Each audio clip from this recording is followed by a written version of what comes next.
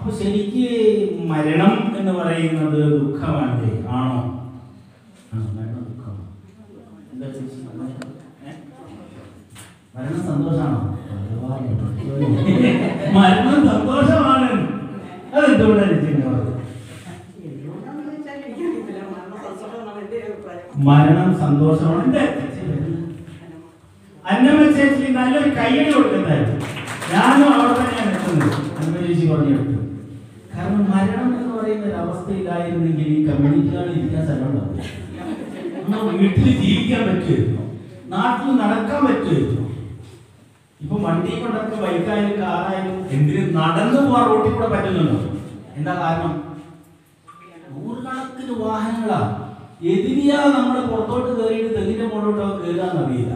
ബൈക്കിൽ കൊണ്ട് പോകാൻ പിള്ളേര് അല്ലേ? സത്യല്ലേ? നമ്മൾ പേടിച്ചു. ചിലപ്പോ അടുത്ത് വന്നിട്ടേ ഭഗവാൻ എതിരെ പോയത് ഇപ്പൊ തന്നെ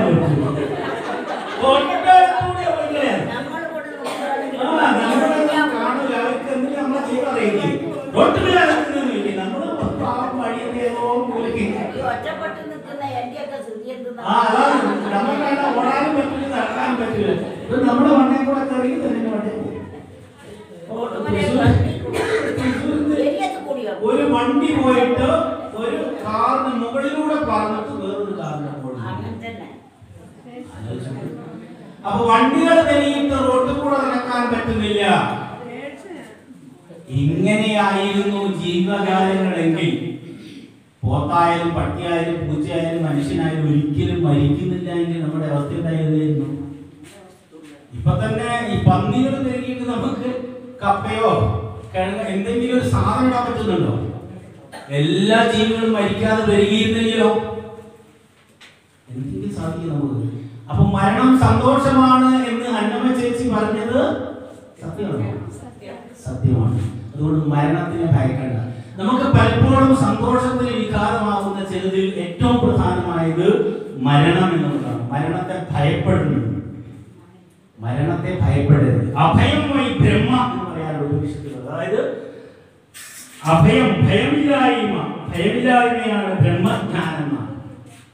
ബ്രഹ്മ എന്ന് പറഞ്ഞാൽ ഈശ്വര. ഈശ്വരന്റെ ശരിയായ സത്യം അറിയണമെങ്കിൽ ഭയമില്ലാതെ ഇരിക്കണം. നമുക്ക് രോഗങ്ങളെ ഭയമാണ്, മരണത്തെ ഭയമാണ്. സത്യത്തിൽ രോഗത്തിനെ നമ്മൾ ഭയക്കേണ്ട ആവശ്യമില്ല. ആയുർവേദം പറയുന്നത് പൂർവജന്മകൃതം പാപം വ്യാധിരൂപേണ ജായതയാണ്. നമ്മുടെ ഓരോ മിനിറ്റുകൾക്ക് മുൻപിലുമുള്ള തൊട്ട് മുൻപിലുള്ള മിനിറ്റുകളിൽ നമ്മൾ ചെയ്ത എന്തെങ്കിലും കർമ്മത്തിന്റെ ഫലമാണ് പിന്നീട് നമുക്ക് രോഗങ്ങളായിട്ട്, ദുഃഖങ്ങളായിട്ട്, മരണങ്ങളായിട്ട് വരുന്നത്. മറ്റൊരു ദിവസം കൂടെ പറയും, മരണം എന്ന് പറഞ്ഞാൽ സത്യത്തിൽ മിഥ്യയാണ്. മരണം എന്ന് പറയുന്ന ഒന്നും ഇല്ല.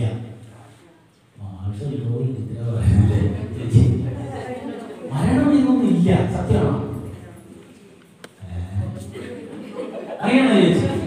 മരണം എന്ന് പറയുന്ന ഒന്നും ഇല്ല എന്ന് പറഞ്ഞാൽ സമ്മതിക്കോ?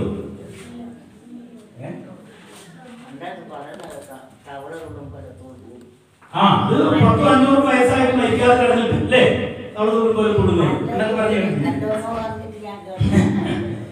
സത്യത്തില് നമ്മൾ മാറി. ഇപ്പൊ നമ്മൾ ഏതാണ്ട് ഒരു മണിക്കൂർ സമയം ഇവിടെ ഇങ്ങനെ ചെലവഴിച്ചില്ലേ? അപ്പൊ നമ്മുടെ ബ്ലഡിന്റെ കണ്ടന്റ് ഒക്കെ മാറിയിട്ടുണ്ട്, നമ്മുടെ സ്കിൻ കണ്ടന്റ്സ് ഒക്കെ മാറിയിട്ടുണ്ട്, നമ്മുടെ ചിന്തകൾ, തോട്ട്സ് എല്ലാം മാറിയിട്ടുണ്ട്, നമ്മുടെ കാഴ്ചപ്പാടുകളൊക്കെ മാറിയിട്ടുണ്ട്. ഞാനും സുമേഷ് സാറിനെല്ലാം കൂടെ അവിടെ ഇരുന്ന ഉദ്ഘാടനം, ശിവചേട്ടൻ ഉദ്ഘാടനം ചെയ്ത് ബാലകൃഷ്ണ മാഷ് ആശംസയൊക്കെ പറഞ്ഞ് നമ്മൾ കാപ്പി അല്ലെങ്കിൽ ചായ കുടിക്കുന്ന സമയത്ത് നമ്മുടെ മൈൻഡ് എങ്ങനെയായിരുന്നു ഉണ്ടായിരുന്നത് അതിൽ നിന്ന് മാറിയിട്ടില്ലേ? അറിയില്ലേ? ഞാൻ അവിടെ ഇങ്ങനെ വിശേഷിച്ചോണ്ടിരുന്നപ്പോ നിങ്ങൾക്ക് വിചാരിച്ചോ എന്നും വിചാരിച്ചോണ്ടിരുന്ന് പോയില്ലേ? പോയോ? മാറ്റം വരുന്ന ഓരോ മിനിറ്റുകളിലും മാറ്റം വന്നുകൊണ്ടിരിക്കുന്നു. നമുക്ക് ഈ മാറ്റത്തിന്റെ ഒരു ഘട്ടം മാത്രമാണ്, ഒരു ചേഞ്ചാണ്. നമ്മുടെ കണ്ണുകൊണ്ട്, നമ്മുടെ ചെവി കൊണ്ട് കേൾക്കാനോ കാണാനോ പറ്റാത്തൊരവസ്ഥയിലേക്ക് ഒരാൾക്കുണ്ടാകുന്ന മാറ്റത്തിന് നമ്മൾ മരണം എന്ന് പറയും. അതിനപ്പുറത്തും അവസ്ഥയുണ്ട്. അതിനൊരു ഉദാഹരണം കൂടെ പറയാം. എന്നിട്ട് നമുക്ക് സന്തോഷത്തിലേക്ക് കിട്ടും. നമ്മളെല്ലാം മരിക്കും. മരിക്കാത്താരില്ലല്ലോ, ഞാനും നിങ്ങളൊക്കെ. പക്ഷെ നമ്മൾ മരിച്ചു എന്ന് കൽപ്പിക്കപ്പെട്ട് നമ്മളെ കുടുംബക്കാർ, ബന്ധുക്കൾ, സ്വന്തക്കാർ, കൂട്ടുകാർ, നാട്ടുകാർ, വീട്ടുകാര് നമ്മളെ അങ്ങനെ കിടത്തിയിരിക്കുന്ന സമയത്തും നമുക്ക് കാണാൻ കഴിയും, നമുക്ക് കേൾക്കാൻ കഴിയും, നമുക്ക് മനസ്സിലാവും. പക്ഷെ നമുക്ക് സംസാരിക്കാൻ കഴിയും, നമുക്ക് കയ്യോ കാലോ അനക്കാനൊന്നും കഴിയില്ല. നമ്മുടെ ജീവന്റെ ഘടകങ്ങൾ കുറേ അതിൽ നിന്ന് പോയിട്ടുണ്ടാവും. സത്യമായിരിക്കുമോ? എപ്പോഴും അറിയാന്നറിയുന്നത് മാഷ് പറഞ്ഞ് ശരിയാണെന്ന് ഞാനിതെങ്ങനെ അറിഞ്ഞു എന്ന് എന്നോട് ചോദിക്കരുത്. സത്യം പറയാണ്. കാരണം നമ്മുടെ ആത്മാവ് അല്ലെങ്കിൽ ജീവന്റെ ഘടകങ്ങൾ ഒന്നിച്ച് ചേർന്നിരിക്കുന്ന അവസ്ഥ. പഴയ ഭാരതീയ ശാസ്ത്രം അനുസരിച്ച് 5 ജീവനുണ്ടെന്നാണ്. അതിന്റെ പേരും ഞാൻ പറഞ്ഞ ജ്ഞാനം, സമാനം, എന്നൊക്കെയാണ് പേരുകൾ. ഇതെല്ലാം ചേർന്ന് അതിനെ ചേർത്ത് നിർത്തുന്ന ഒരു എക്സ്റ്റേണൽ എനർജി ഉണ്ട്, അനശ്വരമായ ഒരു ഊർജം. ആ ഊർജമാണ് നമ്മുടെ ഉള്ളിലുള്ളത്. അതാണ് ഞാൻ സംസാരിച്ചുകൊണ്ടിരിക്കുന്നത്. നിങ്ങൾ കാണുന്നത്, നിങ്ങൾ കേൾക്കുന്നത്, നമുക്ക് ചലിക്കാൻ പറ്റുന്നത് ആ എനർജി ഉള്ളതുകൊണ്ടാണ്. ഈ എനർജി പതുക്കെ പതുക്കെ പതുക്കെ പതുക്കെയാണ് പോവുക. ആ എനർജി അന്തരീക്ഷത്തിൽ എല്ലാ കാലത്തും ഉണ്ടാകും. cannot be destroyed, neither be created എന്നാണ് ശാസ്ത്രം പറയുന്നത്. ഈ എറ്റേണൽ എനർജിയെ ഒരിക്കലും ഇല്ലാതാക്കാനോ ഉണ്ടാക്കാനോ സാധിക്കില്ല. നമ്മൾ ആരും വിചാരിച്ചാൽ ഒരു ജീവിയെയും സൃഷ്ടിക്കാൻ പറ്റില്ല. പ്രകൃതി ഇടപെടണം. ശരിയാണോ? നമ്മൾ വിചാരിച്ചാൽ നടക്കുമോ? എത്ര ആളുകൾ മക്കളില്ലാതെ ജീവിക്കുന്നു, എത്ര ജീവികൾക്ക് തലമുറകൾ നഷ്ടപ്പെട്ടു പോയി അല്ലേ? വംശനാശം വന്ന പല ജീവികളെ കുറിച്ച് നമ്മൾ കേൾക്കുന്നില്ല. ദിനോസറിനെ കുറിച്ച്, ഇപ്പൊ സിംഹവാലൻ, കുരങ്ങൻ പോലെയുള്ളതിന് വംശനാശം വന്നുകൊണ്ടിരിക്കുന്നു. ആ കുരങ്ങ് വിചാരിച്ചിട്ട് വംശം ഉണ്ടാവുന്നുണ്ടോ? ഇല്ല. ഒരുപക്ഷെ 10,000-10,000 കോടി വർഷം കഴിഞ്ഞാൽ, 10,000 കോടി വർഷം കഴിഞ്ഞാൽ മനുഷ്യൻ എന്ന് പറയുന്ന വംശം തന്നെ ചിലപ്പോൾ ഉണ്ടാവില്ല. നമ്മളാരും വിചാരിച്ചാൽ അടുത്ത തലമുറ ഉണ്ടാവണം ഒരു നിർബന്ധവും ഇല്ല. ഈ പ്രകൃതിയിലെ, ഈ പ്രപഞ്ചത്തിലെ ഏതോ ഒരു ശക്തി വിചാരിക്കണം. ശരിയാണോ? നിങ്ങൾ വിശ്വസിക്കുന്നുണ്ടോ? അവിടെ ചേച്ചി പ്രാർത്ഥന ചൊല്ലിയില്ലേ? ആ കരുണാമയനായ ശക്തിയെ കുറിച്ച പ്രാർത്ഥനയില്ലേ ഇവിടെ? അപ്പോൾ അങ്ങനെയൊന്നും ഇല്ല എന്നാർക്കും തോന്നിയിട്ടുണ്ടോ? എൻ്റെ ഈ വിരലുകളുടെ മടക്കുകൾ ഇങ്ങനെ മടക്കാൻ പറ്റുന്നത്, ഈ മുട്ടിൻ്റെ മടക്ക്, ഇവിടെ തോളിൻ്റെ മടക്ക്, ഈ സംവിധാനം, നമ്മുടെ ശരീരം മാത്രം നോക്കുക. കൈകാലുകളുടെ പത്തിയോ വിരലുകളോ, ഇതിൻ്റെയൊക്കെ പിന്നിലൊരു എഞ്ചിനീയർ ഇല്ലേ? മനുഷ്യരാരെങ്കിലും ആണോ ഇതിനെ ഇത്ര നീളത്തിൽ വേണം, ഇത്ര നീളമായാണ് കൃത്യമായിട്ട് അയാൾക്ക് ഇരിക്കാൻ പറ്റുക? ഇതെങ്ങാനും മടക്കുകളില്ലാതെ നമ്മളെ ജനിച്ചിരുന്നെങ്കിലോ പ്രകൃതിയിൽ വളരെ കൊണ്ടുവരുന്നു. ഇതിങ്ങനെ പറഞ്ഞുകൊണ്ടിരുന്നപ്പോഴാണ് ഒരാൾ എന്നോട് പറയാണ്, ശരിയാണ്, നമ്മൾ കണ്ണ് കണ്ട് ഇവിടെ, ഞാൻ ഇടയ്ക്ക് വിചാരിച്ചിരുന്നു ഒരു കണ്ണിവിടെ ഒരു കണ്ണിവിടെയായിരുന്നു എനിക്ക് പുറകോട്ട് കാണാമായിരുന്നത്. പക്ഷെ എനിക്ക് ഇപ്പോഴാണ് മനസ്സിലായത് പ്രകൃതി കൃത്യമായിട്ടാണ് ചെയ്യുന്നത്. നമ്മുടെ മൂക്ക് ഈ ഇരിക്കുന്ന സ്ഥാനത്ത് വേറെ വല്ലയിടത്തും ആയിരുന്നേ കഷ്ടപ്പെട്ടു പോയി. ശരിയല്ലേ? എവിടെയാണോ കണ്ണ് വേണ്ടത് അവിടെ ആരാണ് കൊടുക്കുന്നത്?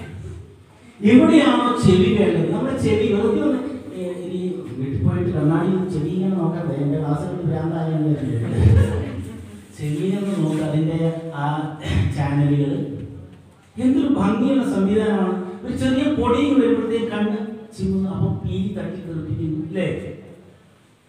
അപ്പോൾ പ്രകൃതിയില് ഒരു ചൈതന്യമുണ്ട്. ഈ ചൈതന്യമാണ് നമ്മുടെ ഈ പ്രപഞ്ചത്തിലെ സകലത്തിൻ്റെയും കൺട്രോൾ. അപ്പൊ സന്തോഷം എന്ന് പറയുന്നത് നമ്മുടെ തോന്നലാണ് സത്യത്തിൽ. പക്ഷെ ആ തോന്നല് നമ്മളിൽ നിലനിൽക്കണമെങ്കിൽ, ഞാൻ സന്തോഷവാനാണ് എന്ന് തോന്നണമെങ്കിൽ ചില ഭയാശങ്കകളെ ആദ്യം ഇല്ലാതാക്കണം. രോഗത്തിനെ കുറിച്ചുള്ള ഭയാശങ്ക, മരണത്തെ കുറിച്ചുള്ള ഭയാശങ്ക, ചില കൺസെപ്റ്റുകൾ. ഞാൻ സുന്ദരനാണ്, ഞാൻ പറയും എന്നെപ്പോലെ സുന്ദരൻ വേണ്ടാവില്ല. നിങ്ങൾ കണ്ണാടിയിൽ നോക്കിയിട്ട് പറയും ഞാൻ എന്തൊരു സുന്ദരിയാണ്. അവനവനെ കുറിച്ചേ പറയുള്ളൂ. അടുത്തിരിക്കുന്നവനെ കുറിച്ചോ അല്ലെങ്കിൽ ഭർത്താവിനെ കുറിച്ചോ അല്ലെങ്കിൽ ഭാര്യനെ കുറിച്ചോ പറയുമോ? കേട്ടിട്ടുണ്ട് ഏതെങ്കിലും ഭർത്താക്കന്മാർ ഭാര്യമാരെ കുറിച്ച് നീ എന്തൊരു സുന്ദരിയാണ് എന്ന് പറഞ്ഞ ചരിത്രം ഉണ്ടായിട്ടുണ്ടോ? ഉണ്ടാവോ? ഏതെങ്കിലും ഭാര്യ ഭർത്താവിനോട് ചേട്ടനെ പോലെ ഒരു സുന്ദരൻ ലോകത്ത് വേറെ ഉണ്ടോന്ന് പറയോ? അറിയോ? പക്ഷേ ആ അവനവൻ പറയും ഞാനാണ് ബുദ്ധിമാൻ, ഞാനാണ് ആരോഗ്യമുള്ളവൻ, ഞാനാണ് സുന്ദരൻ. ഒരു മതിലിൽ ചാടാൻ സമയത്ത് നമ്മൾ പറയും എടാ അവൻ കാര്യം എന്റെ കാലം പൊടിയില്ല, എന്റെ കാലം പൊടിയില്ല, ഞാൻ ഭയങ്കരമാണ്. പക്ഷെ അവൻ ചാടും പൊടിയും. അപ്പൊ നമ്മൾ അവനവന് മാത്രം കേന്ദ്രീകരിച്ച് ചിന്തിക്കുമ്പോഴാണ് വിഷയങ്ങൾ വരുന്നത്. നമ്മളെ മാത്രം കേന്ദ്രീകരിക്കുന്നു, സ്വാർത്ഥതയോടെ. നമ്മൾ പലപ്പോഴും അതിന് രണ്ട് പേരാണ് പറയുക, ശ്രദ്ധിച്ചാൽ അറിയാം. ഇത് തിയറി ഒന്നും പഠിക്കണ്ട, പക്ഷേ നിങ്ങൾ അതിന്റെ ആശയം മാത്രം ഉൾക്കൊണ്ടാൽ മതി, സന്തോഷം ഉണ്ടാവും ജീവിതത്തിൽ. ഒന്ന്, നമ്മൾ പ്രിയമായ കാര്യം മാത്രമേ ചെയ്യാറുള്ളൂ. പ്രിയമായത് മാത്രം ചെയ്യുമ്പോഴാണ് ദുഃഖം ഉണ്ടാകുന്നത്. പ്രിയം എന്തൊക്കെയാ പ്രിയം? ചായ കഴിക്കുന്നത് പ്രിയമാണ്, ബിസ്ക്കറ്റ് തിന്നുന്നത് പ്രിയമാണ്, വെള്ളം അടിക്കുന്നത് പ്രിയമാണ്, കഞ്ചാവ് കഴിക്കുന്നത് പ്രിയമാണ്, അല്ലേ? പിന്നെ ബീഫ് തിന്നുന്നത് പ്രിയമാണ്, അല്ലെങ്കിൽ ബിരിയാണി തിന്നുന്നത് പ്രിയമാണ്. പക്ഷേ പ്രത്യേകിച്ച് മദ്യപാനം അല്ലെങ്കിൽ മയക്കുമരുന്ന് ഇങ്ങനെയുള്ളതൊക്കെ നമ്മൾ കഴിക്കുമ്പോൾ പ്രിയമായിട്ടാണ് കഴിക്കുന്നത്. ആ പ്രിയമായ വസ്തുക്കൾ നമ്മുടെ ശരീരത്തിന് അപ്രിയമാണ്, നമ്മുടെ ഇന്ദ്രിയങ്ങൾക്ക് അപ്രിയമാണ്, നമ്മുടെ മനസ്സിന് അപ്രിയമാണ്, ബുദ്ധിക്ക് അപ്രിയമാണ്, നമ്മുടെ ആത്മാവിനും അപ്രിയമാണ്. നേരെ തിരിച്ച് വേറെ ചില സംഗതികളുണ്ട്. ഹിതം എന്ന് പറയുന്നത്, ഹിതമായി നമുക്ക് അത്ര താല്പര്യമില്ല.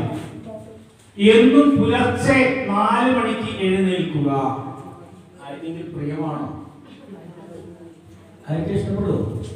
പക്ഷെ സത്യത്തിൽ അത് ഹിതകരമായ കാര്യമാണ്. അങ്ങനെ നമ്മൾ ചെയ്താൽ നമുക്ക് ഗുണം വരും. ശരീരത്തിന് ഗുണം വരും, മനസ്സിന് ഗുണം വരും, പ്രാണന് ഗുണം വരും, ഇന്ദ്രിയത്തിന് ഗുണം വരും, അല്ലേ? കുറഞ്ഞ ഭക്ഷണം കഴിക്കുക ഹിതകരമായ കാര്യമാണ്. ആരെയും ചെയ്യോ? കിട്ടില്ല. കല്യാണത്തിന് പോയത് അവിടെ ബീഫുണ്ട്, ഇവിടെ ചിക്കൻ ഉണ്ട്, അപ്പുറത്ത് പിന്നെ പൊറോട്ട തിന്ന, ഇപ്പുറത്ത് വെള്ളപ്പം തിന്ന, എല്ലാം കൂടി കെട്ടി അടിച്ചില്ലേ 10, 70, 80 വയസ്സായ ആൾക്കാർ ഒരു പല്ലില്ലെങ്കിലും പോയിട്ട് എല്ലാം അടിച്ചു കയറ്റിട്ട് വീട്ടിൽ എന്താണെന്ന് അറിയുന്ന ഒരു ക്ഷീണമാണ്. കല്യാണത്തിനൊക്കെ പോയാൽ 3 ദിവസത്തെ പിന്നെ അനങ്ങാൻ കഴിയില്ല. കാരണം അവരെക്കാൾ പ്രായമുള്ള കോഴിയാണ് തിന്നുന്നത്, പോത്തിനെയാണ് തിന്നണ്ടെന്നല്ല പറയുന്നത്. ശാസ്ത്രജ്ഞരോട് ചോദിക്കൂ, ബീഫ് വല്ലാതെ കഴിച്ചാൽ, ചിക്കൻ വല്ലാതെ കഴിച്ചാൽ, പ്രത്യേകിച്ച് ബീഫും അതുപോലെ പന്നി, ചോന മാംസം എന്താ വർദ്ധിക്കുക? ഡെഡ് കൊളസ്ട്രോൾ വർദ്ധിക്കും, അല്ലേ? ചീത്ത കൊളസ്ട്രോൾ കൂടും. കഴിക്കണം കഴിക്കണം, പക്ഷെ കൺട്രോൾ നമ്മൾ കൺട്രോൾ ചെയ്യുമോ? ഞാനിപ്പോൾ നിങ്ങൾ കാണുമ്പോൾ നല്ല തടിയും വണ്ണവും ഒക്കെ ഉണ്ട്. പക്ഷെ പണ്ടൊക്കെ എന്നെ പരിചയമുള്ള ആളുകൾക്ക് ചന്ദ്രനൊക്കെ നേരത്തെ അറിയുന്നത്, ചെറുപ്പത്തിലാണ്. ചന്ദ്രൻ ചെറുതായിരുന്നപ്പോൾ ഞാൻ കുറച്ച് വലുതാണെങ്കിൽ പോലും.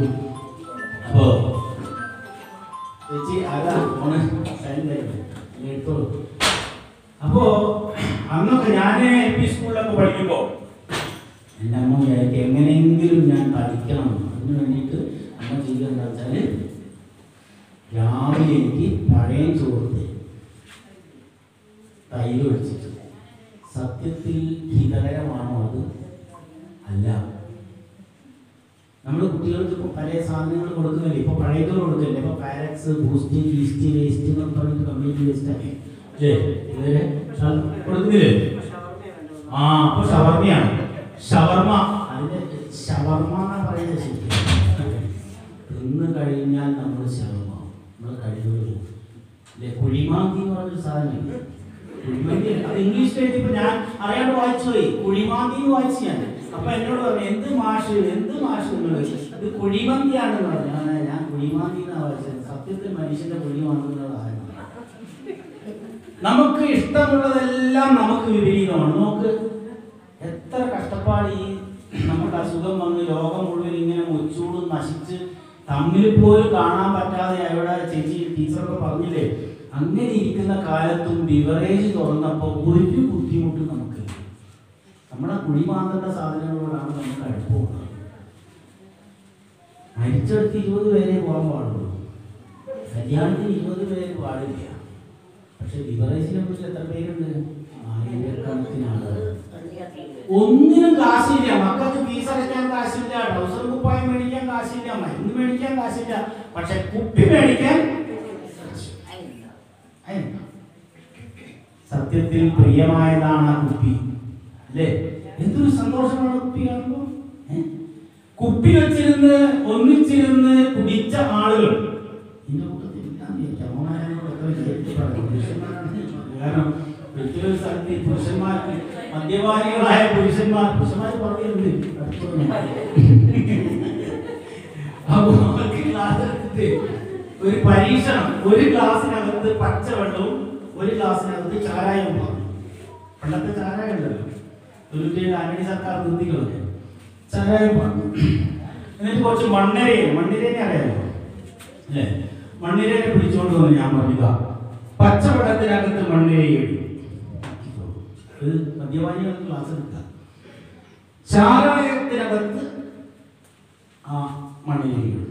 എന്ത് സംഭവിക്കുന്നു? ഒരു മിനിറ്റായിട്ട് ചാരായത്തിനകത്തുള്ള മണ്ണിനെ പിടിച്ച് ചത്തു. ഇതാണ് അവസ്ഥ. എന്താണ് ഇതിൽ നിന്ന് മനസ്സിലായത് എന്ന് ചോദിച്ചപ്പോൾ ചേട്ടൻ പറയാം, ചാരായം കുടിച്ച വയറ്റിലുള്ള ക്രിമികൾ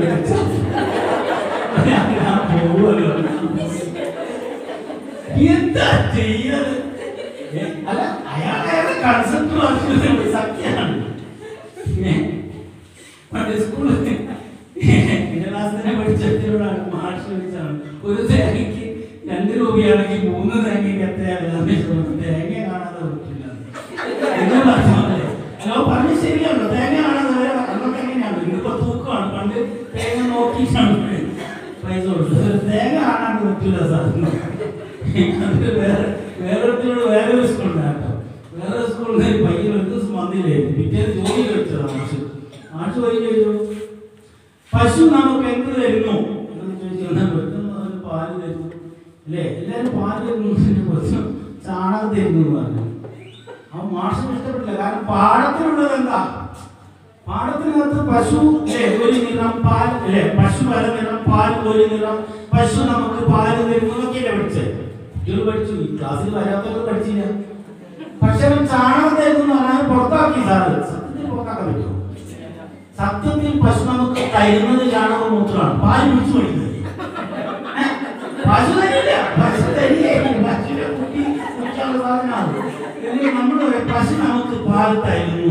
പശു പാല് ഇമ്മ പാല് തരുന്നു കർത്തം പഠിക്കുന്നത്, കർത്തം വെക്കുന്നത്. പക്ഷെ ഈ കുട്ടീനെ പുറത്താക്കി അച്ഛൻ വന്നപ്പോ അച്ഛൻ പറഞ്ഞ അത് ശരിയാവില്ല, പശു ചാണകം തന്നെ ഇങ്ങനെയുണ്ട്.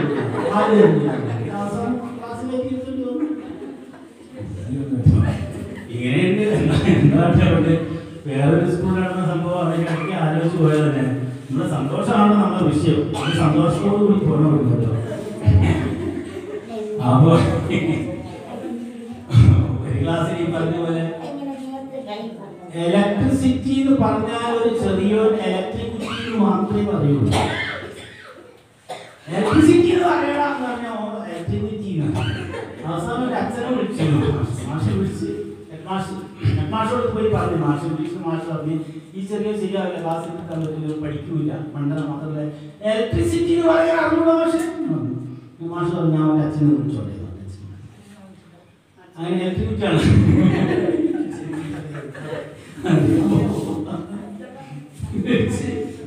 അച്ഛൻ പറഞ്ഞു, അത് മാഷ് പറയാ പിന്നെ ഓൻ ഇലക്ട്രിസിറ്റി എന്നുള്ളത് പിന്നെ ഓൻ അത്രയും കപ്പാസിറ്റി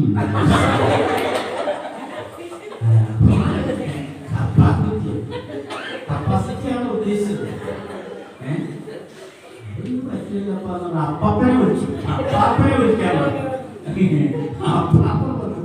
അപ്പാപ്പനെ വിളിച്ചു. അപ്പാപ്പ പറയാം, അത് ഇലക്ട്രിസിറ്റിന്നും കപ്പാക്കുറ്റിന്നും മാത്രമല്ല, നമ്മളൊരു കാര്യം ഈ വലിയ കപ്പാപ്പിനും ഇത് ഇങ്ങനെയൊക്കെയാണ്. അപ്പൊ സംഭവം പഠനം എന്നൊക്കെ പറഞ്ഞു കഴിഞ്ഞാൽ വലിയ ബുദ്ധിമുട്ടുള്ള സംഗതിയാണ്. അപ്പൊ പഠിക്കൊന്നും വേണ്ടത്, നമ്മൾ ആലോചിച്ചാൽ മതി. നമുക്ക് പ്രിയമായത് മാത്രമാണോ നമ്മൾ ചെയ്തത്? നമ്മൾ പ്രിയമായത് ചെയ്യുന്നത് കൊണ്ടാണ് ഈവൻ നമുക്ക് ഷുഗറും കൊളസ്ട്രോളും പ്രഷറും വരുന്നത്. നമുക്ക് സന്തോഷം വേണമെങ്കിൽ നമ്മൾ കിടന്നുറങ്ങരുത്, അധ്വാനിക്കണം. നമ്മൾ ചിരിക്കണം. ചിരിക്കാറുണ്ടോ? നമ്മൾ ചിരിക്കാറുണ്ടോ? എല്ലാവരും എഴുന്നേറ്റിരിക്കണം. വല്ലാതെ ബുദ്ധിമുട്ടുകൾ എഴുന്നേറ്റിരിക്കുന്നതിന് കുഴപ്പമില്ല. അപ്പൊ ഞാൻ പറയുന്ന പോലെ കൈയടിക്കാം.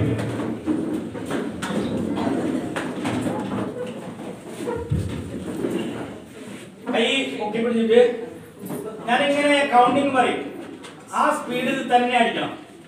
എന്നിട്ട് എപ്പോഴാണോ ഞാൻ കൗണ്ടിങ് ഉറക്കെ പറയുന്നത് അപ്പോൾ നിങ്ങൾ 2 കൈ കൊണ്ട് ഇവിടെ വരാത്തവർക്ക് നഷ്ടമോ ലാഭമോ എന്ന് നോക്കാൻ പറ്റും.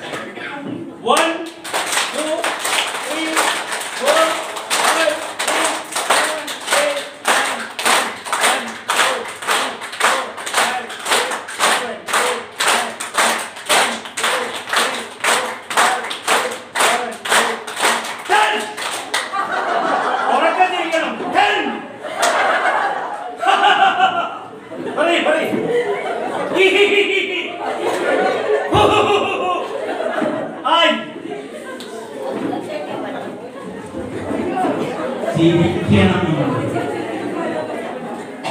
ചിരിയാണ് എപ്പോഴും ചിരിക്കുക. ഞാനിപ്പോഴും ടിവിയിൽ പല പരിപാടി നേരത്തെ പറഞ്ഞില്ലേ, എന്തൊക്കെ പരിപാടികൾ അമ്മമാര് കാണാറുണ്ട്. സീരിയലാണോ?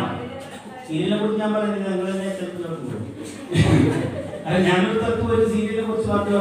വൈകുന്നേരം 6 മണിയാകുമ്പോൾ തുടങ്ങും സീരിയൽ, 10 മണി വരെ. അതായത് 1 മണിക്ക് വന്നു മാഷായിട്ട് 3 തുറന്നില്ല. അപ്പൊ സീരിയലിനെ കുറിച്ച് അമിതമായിട്ടൊന്നും ഞാൻ പറയുന്നില്ല. സത്യത്തില് വാർത്ത ആര് കാണല്ലേ, ഇപ്പൊ യുദ്ധം മാത്രമാണ്. ഗെയിമിനകത്തുള്ള പൊട്ടാസിന്റെ പരിപാടിയൊക്കെ എടുത്തിട്ടാണ് ചാനലുകാർ കാണിക്കുന്നത്. കുട്ടികൾ പറ്റില്ല. പിള്ളേരോട് ചോദിച്ചാൽ അറിയാം എല്ലാ പരിപാടി. ഇതിന്റെ ചാനലുകാരെയൊന്നും ശ്രദ്ധിക്കുക വേണ്ടായിരുന്നു. അവർ അന്നന്ന് റേറ്റിംഗ് കിട്ടാൻ വേണ്ടിയിട്ട് പലതും കഴിക്കും. അങ്ങനെയാണ് പാവം ചങ്ങാൻ മലയുടെ മുകളിൽ കുടിക്കുമ്പോ 3 ദിവസം ഫുള്ള് അവർ മലയ്ക്ക് ചുറ്റും നടക്കുക.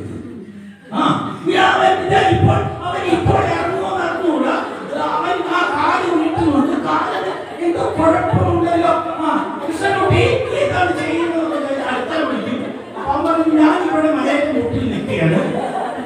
എന്ത് വാർത്ത അല്ലേ? പണ്ട് വാർത്ത വായിച്ചിരുന്ന നമുക്ക് ഓർമ്മയില്ലേ?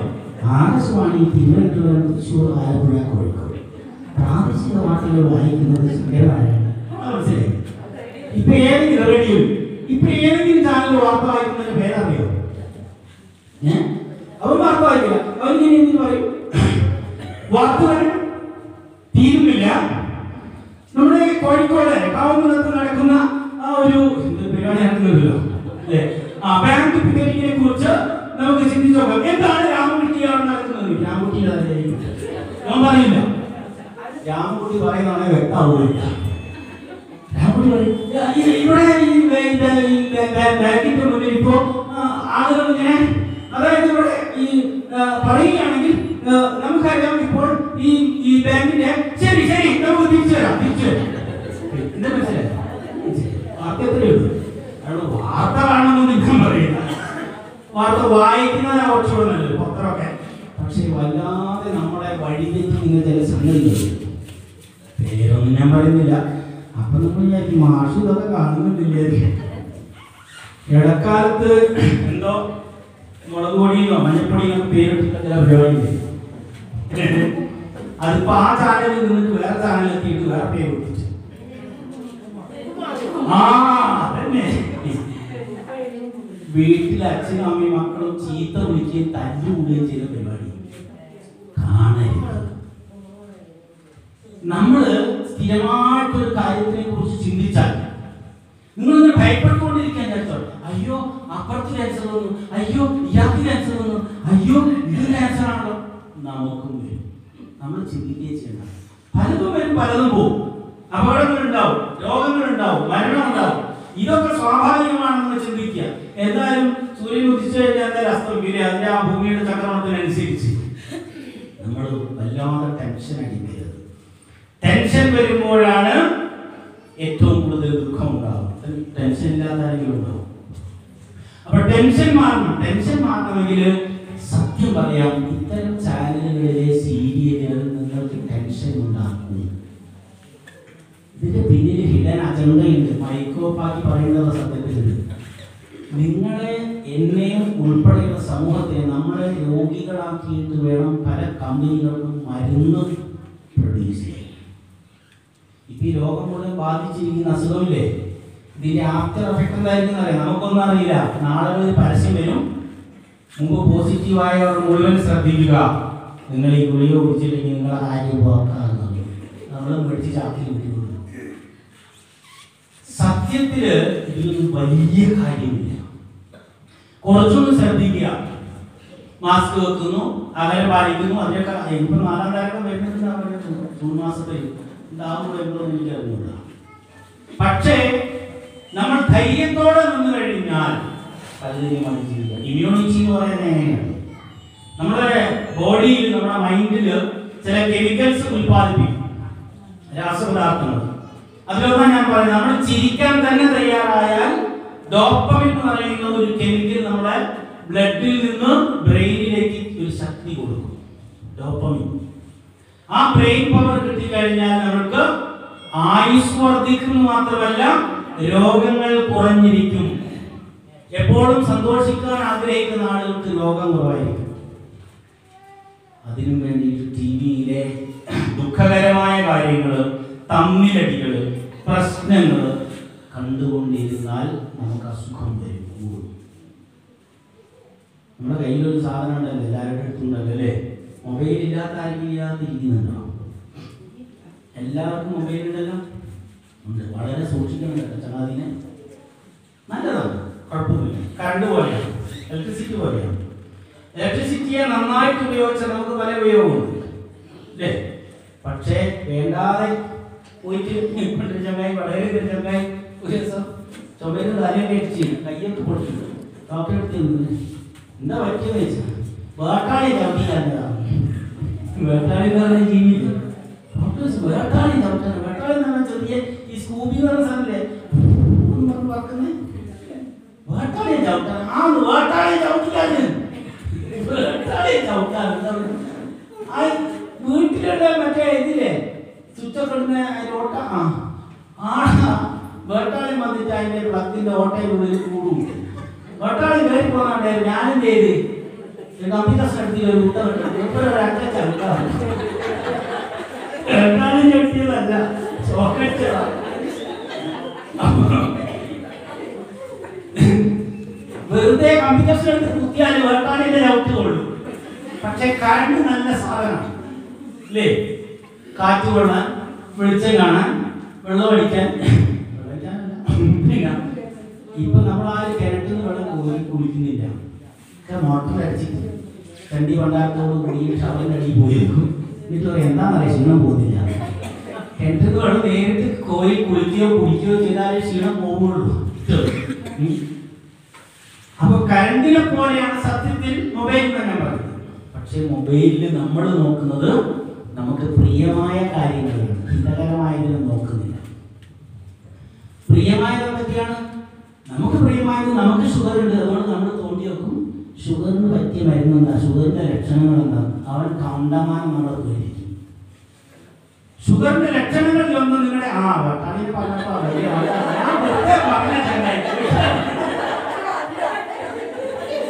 വെട്ടാളിന്റെ അപ്പൂപ്പനെ, വെട്ടാളിന്റെ മാമനോ അച്ഛനാണ് തോന്നുന്നു. അതാണ് ഇവർക്ക് മലയാളം അറിയാം. സത്യത്തിൽ ചിലപ്പോ അറിയാൻ മതിയോ, കഴിഞ്ഞ ജന്മത്തില് മലയാളിയായിട്ട് ജനിച്ചായിരിക്കും. അവസാനം പറഞ്ഞ രാജ ചവിട്ടിക്കൊന്നതിന്റെ പേരില് പിന്നീട് വെട്ടാളിയായി വന്നത് ഉണ്ടായി. പക്ഷെ കാണാൻ മനോഹരല്ലേ, മഞ്ഞയും കറുപ്പൊക്കെ നിറം ഒക്കെ ഈശ്വരന്റെ ഒരു ബിരുദാണ്. ഇവരൊന്നില്ലെങ്കിൽ നമുക്ക് ചക്കയും വാങ്ങി തേങ്ങുന്നുണ്ടാവില്ല അല്ലേ? അവര് പൂക്കളിൽ പോയിരുന്നിട്ട് അല്ലേ പരാപരാപരാപണം നടത്തണം. അങ്ങനെയാണ് മാങ്ങിയൊക്കെ, മാവിന്റെ പൂവൊക്കെ മാങ്ങിയായിട്ട് മാറുക. അതുകൊണ്ട് എല്ലാ ജീവികളും വേണം ലോകത്തിൽ, എല്ലാത്തിനും നമ്മൾ തിന്നുക. അപ്പൊ ഞാൻ പറഞ്ഞു വന്നത്, യൂട്യൂബിനകത്ത് ചിലപ്പോൾ ഷുഗറിനെ കുറിച്ചുള്ള മരുന്നിനെ കുറിച്ച് പറയും. സത്യത്തില് ഡോക്ടർ ആയിരിക്കില്ല പറയുന്നത് നമ്മളോട്. വെറുതെ റേറ്റിംഗ് കിട്ടാൻ വേണ്ടിയിട്ട്, സബ്സ്ക്രിപ്ഷൻ കിട്ടാൻ വേണ്ടിയിട്ട്, വാച്ചവർ കിട്ടാൻ വേണ്ടിയിട്ട് ഒരാളിട്ടിരിക്കുന്ന ഒരു വീഡിയോ ആയിരിക്കും. നമ്മളത് കണ്ടിട്ട് പേടിക്കുക, അമ്മോ ഷുഗർ വന്നു കഴിഞ്ഞാൽ കണ്ണടിച്ചു പോകുമ്പോലും അങ്ങനെ കണ്ടുപോയതാ, കണ്ണടിച്ചതല്ല. കാണരുത്, ഇത്തരം സംഭവങ്ങൾ കാണാറുണ്ടോ? പ്രഷറുള്ളവർ മൊത്തം ഇങ്ങനെ മാങ്ങി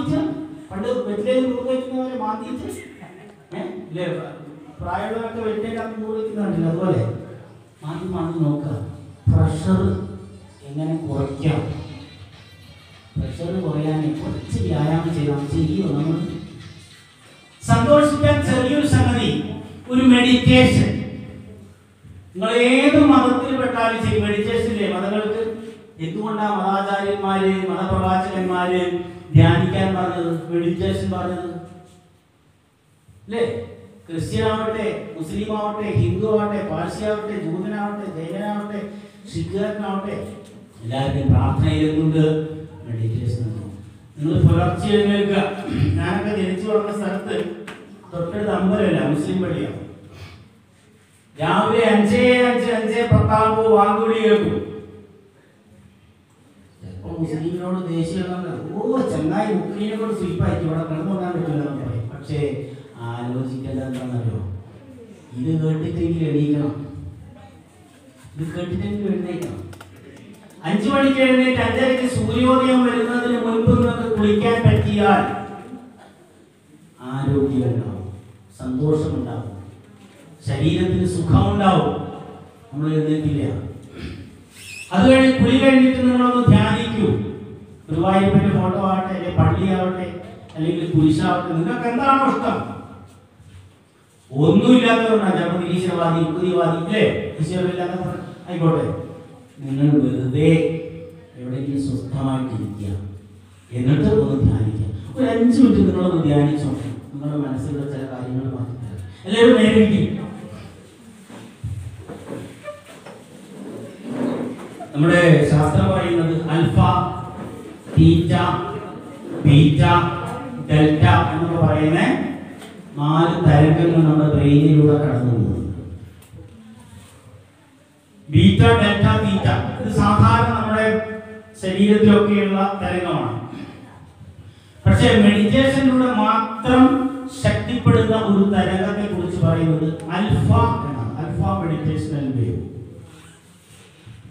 അപ്പൊ എല്ലാവരും തമ്മിൽ തൊടാത്ത രീതിയിലൊന്നും ഇരിക്കാൻ പറ്റിയാൽ നല്ലതാണ്, തമ്മിൽ സ്പർശിക്കാത്ത രീതിയിൽ. കൈയൊക്കെ വളരെ സ്വതന്ത്രമായിട്ട് കാലിന്റെ മുട്ടിൽ വെക്കുക, കാലുമുട്ടിൽ വെക്കുക.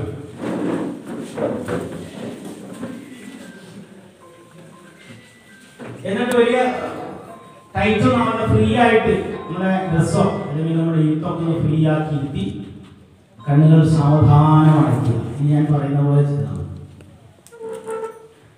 കണ്ണുകൾ സാവധാനം അടയ്ക്കുക. നിങ്ങളിപ്പോൾ യാതൊരു ശബ്ദവും കേൾക്കുന്നില്ല. ഞാൻ പറയുന്നത് മാത്രമാണ് നിങ്ങൾ ശ്രദ്ധിച്ചുകൊണ്ടിരിക്കുന്നത്.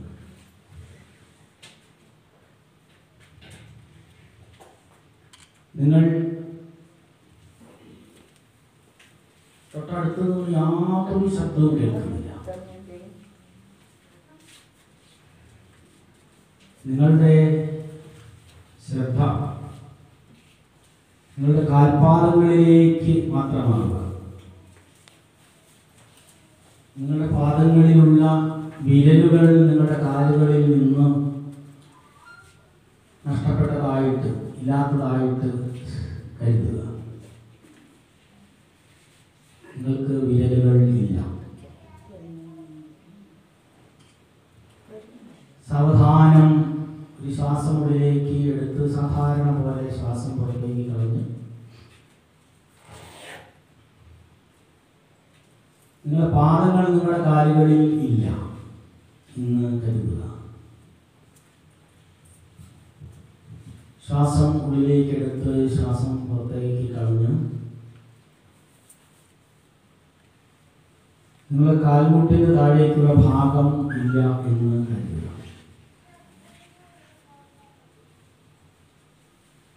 ശ്വാസം ഉള്ളിലേക്ക് എടുത്ത് ശ്വാസം പുറത്തേക്ക് വിടുമ്പോൾ നിങ്ങൾ അരക്കെട്ടിന് താഴേക്ക് നിങ്ങൾക്ക് ഇല്ല, അതിന് മുകളിലേക്ക് മാത്രമേ ഉള്ളൂ. പക്ഷെ നിങ്ങൾ ഉണ്ട്.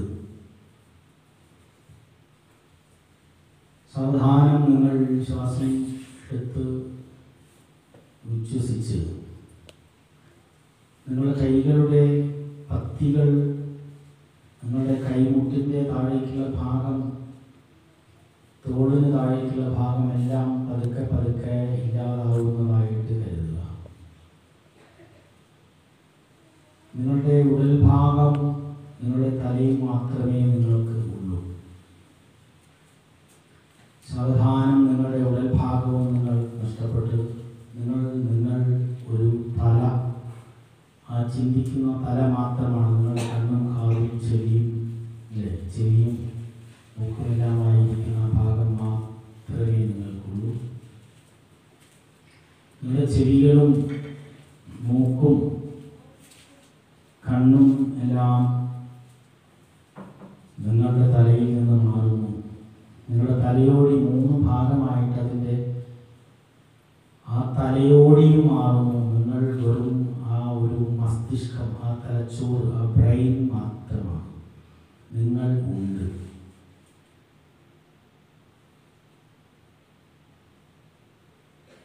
ആ ചിന്തയിലൂടെ നിങ്ങളുടെ ജീവിതത്തിൽ നിങ്ങൾക്ക് ഏറ്റവും വിഷമം തോന്നിയിട്ടുള്ള, ദുഃഖം തോന്നിയിട്ടുള്ള, വേദനയും കഷ്ടപ്പാടും അസ്വസ്ഥതയും തോന്നിയിട്ടുള്ള ഏതെങ്കിലും ഒരു അനുഭവത്തെ നിങ്ങൾ മനസ്സിലേക്ക് കൊണ്ടുവരിക. നിങ്ങൾ മനസ്സ് മാത്രമാണ്, നിങ്ങൾ ചിന്ത മാത്രമാണ്, നിങ്ങൾ ആ ബ്രെയിനിലുള്ള ചിന്ത മാത്രമാണ്. നിങ്ങൾക്ക് ശരീരം ഇല്ല, മറ്റൊന്നുമില്ല.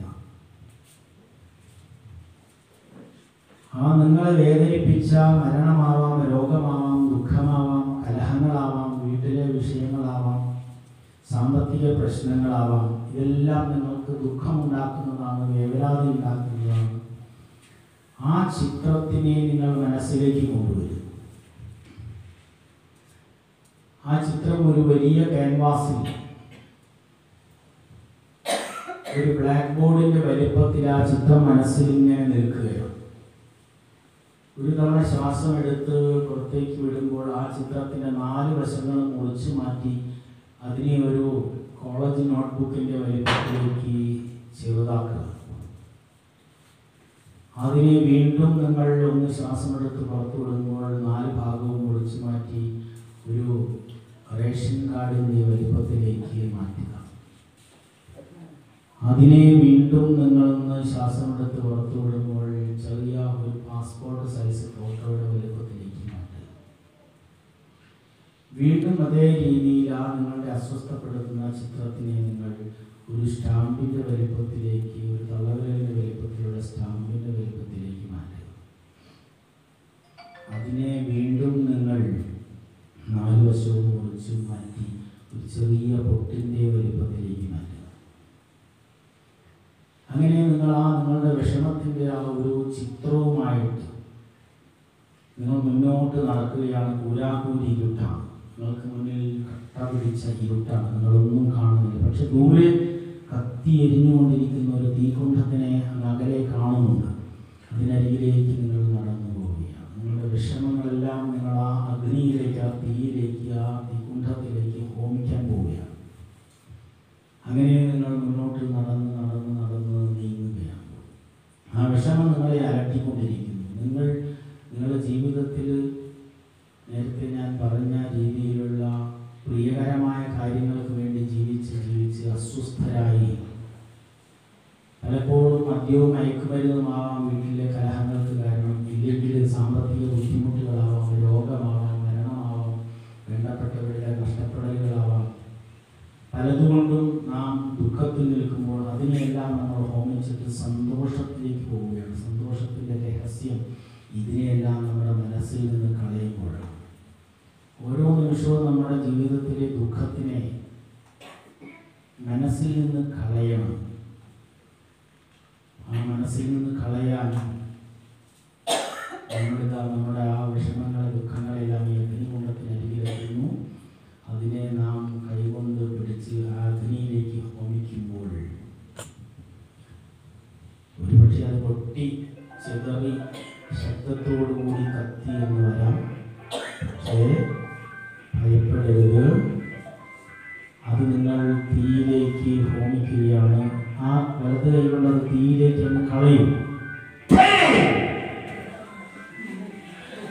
ഈ 2 കൈകളും കൂട്ടിത്തിരുമ്പി കൈ കണ്ണിനോട് ചേർത്ത് ഒന്ന് കുഴിഞ്ഞ് കണ്ണുകൾ പതുക്കെ തുറന്ന് ഒന്ന് ചുറ്റുഭാഗത്ത് നോക്കുമ്പോഴാണ് വിളിച്ചത്. ഇതിന് ഓട്ടോ സജഷൻ എന്നാണ് പറയുക. ഇതിന് കുറേ സ്റ്റെപ്പുകളുണ്ട്, അതൊന്നും പഠിക്കണമെന്നില്ല. എപ്പോഴെങ്കിലുമൊക്കെ വന്നാൽ ഞാൻ പറഞ്ഞു സ്കിൽ സ്റ്റെപ്പ് എന്നാണ് പറയുക. നമ്മുടെ മനഃശാസ്ത്രജ്ഞന്മാർ ഡെവലപ്പ് ചെയ്തിരിക്കുന്ന ഒരു മെഡിറ്റേഷണൽ തിയറിയാണ് റാംബസ് എന്ന് പറയുന്നത്. Relaxation, attention, mental picturing, autosuggestion. ആ റാംബസിന്റെ ചെറിയ ചെറിയ ഘട്ടങ്ങളിലൂടെയാണ് നമ്മൾ പോയത്. ഇതാണ് സത്യത്തിൽ നമ്മുടെ മതാനുയായികളും പ്രവാചകന്മാരും ഇതൊന്നും പറയാതെ കണ്ടു പറഞ്ഞത്. പള്ളിയിൽ ഇരുന്ന് നമ്മൾ ധ്യാനിച്ചാൽ, ക്ഷേത്രത്തിൽ പോയിരുന്ന് പ്രാർത്ഥിച്ചാൽ, ഈ ക്ഷേത്രങ്ങളും പള്ളികളും മഠങ്ങളും ഒന്നും മറ്റുള്ള മതങ്ങളെയോ ജാതിയിലെയോ ഉന്മൂലനം ചെയ്യാനല്ല, അവനെ നന്നാക്കാനുള്ളതാണ്. അതിലേക്കാണ് നമ്മൾ പോകേണ്ടത്. നമുക്കെപ്പോഴാണ് വിഷമം ഉണ്ടാകുന്നത് എന്ന് ആലോചിച്ച് നോക്കൂ. നമ്മളൊരാളെ ഒരു വലിയ തിരക്കുള്ള റോഡിൽ ഇക്കരെ നിന്ന് അക്കരയ്ക്ക് കടത്തി വിട്ടാൽ വിഷമം ഉണ്ടാവുക നമുക്ക്? ഇല്ല, സന്തോഷം ഉണ്ടാവില്ല. അയ്യോ, ഒരു കണ്ണോട്ടനെ ഞാൻ അപ്പുറം കടത്തി വിട്ടല്ലോ എന്നില്ല.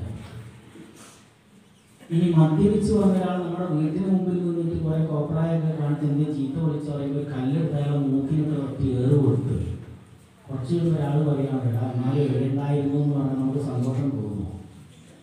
ഈ ഭയങ്കര സന്തോഷം മൂക്കിനെ കയറിയിട്ടുണ്ടെന്ന് പറയുമോ? ഇല്ല, നമുക്കെല്ലാവരും തോന്നുന്നു എഴുണ്ടായിരുന്നു. മറ്റുള്ളവരെ വേദനിപ്പിക്കുമ്പോഴാണ് ദുഃഖമുണ്ടാവുക. നമ്മളെ വെറുതെ വേദനിപ്പിക്കുമ്പോഴാണ് ദുഃഖമുണ്ടാവുക.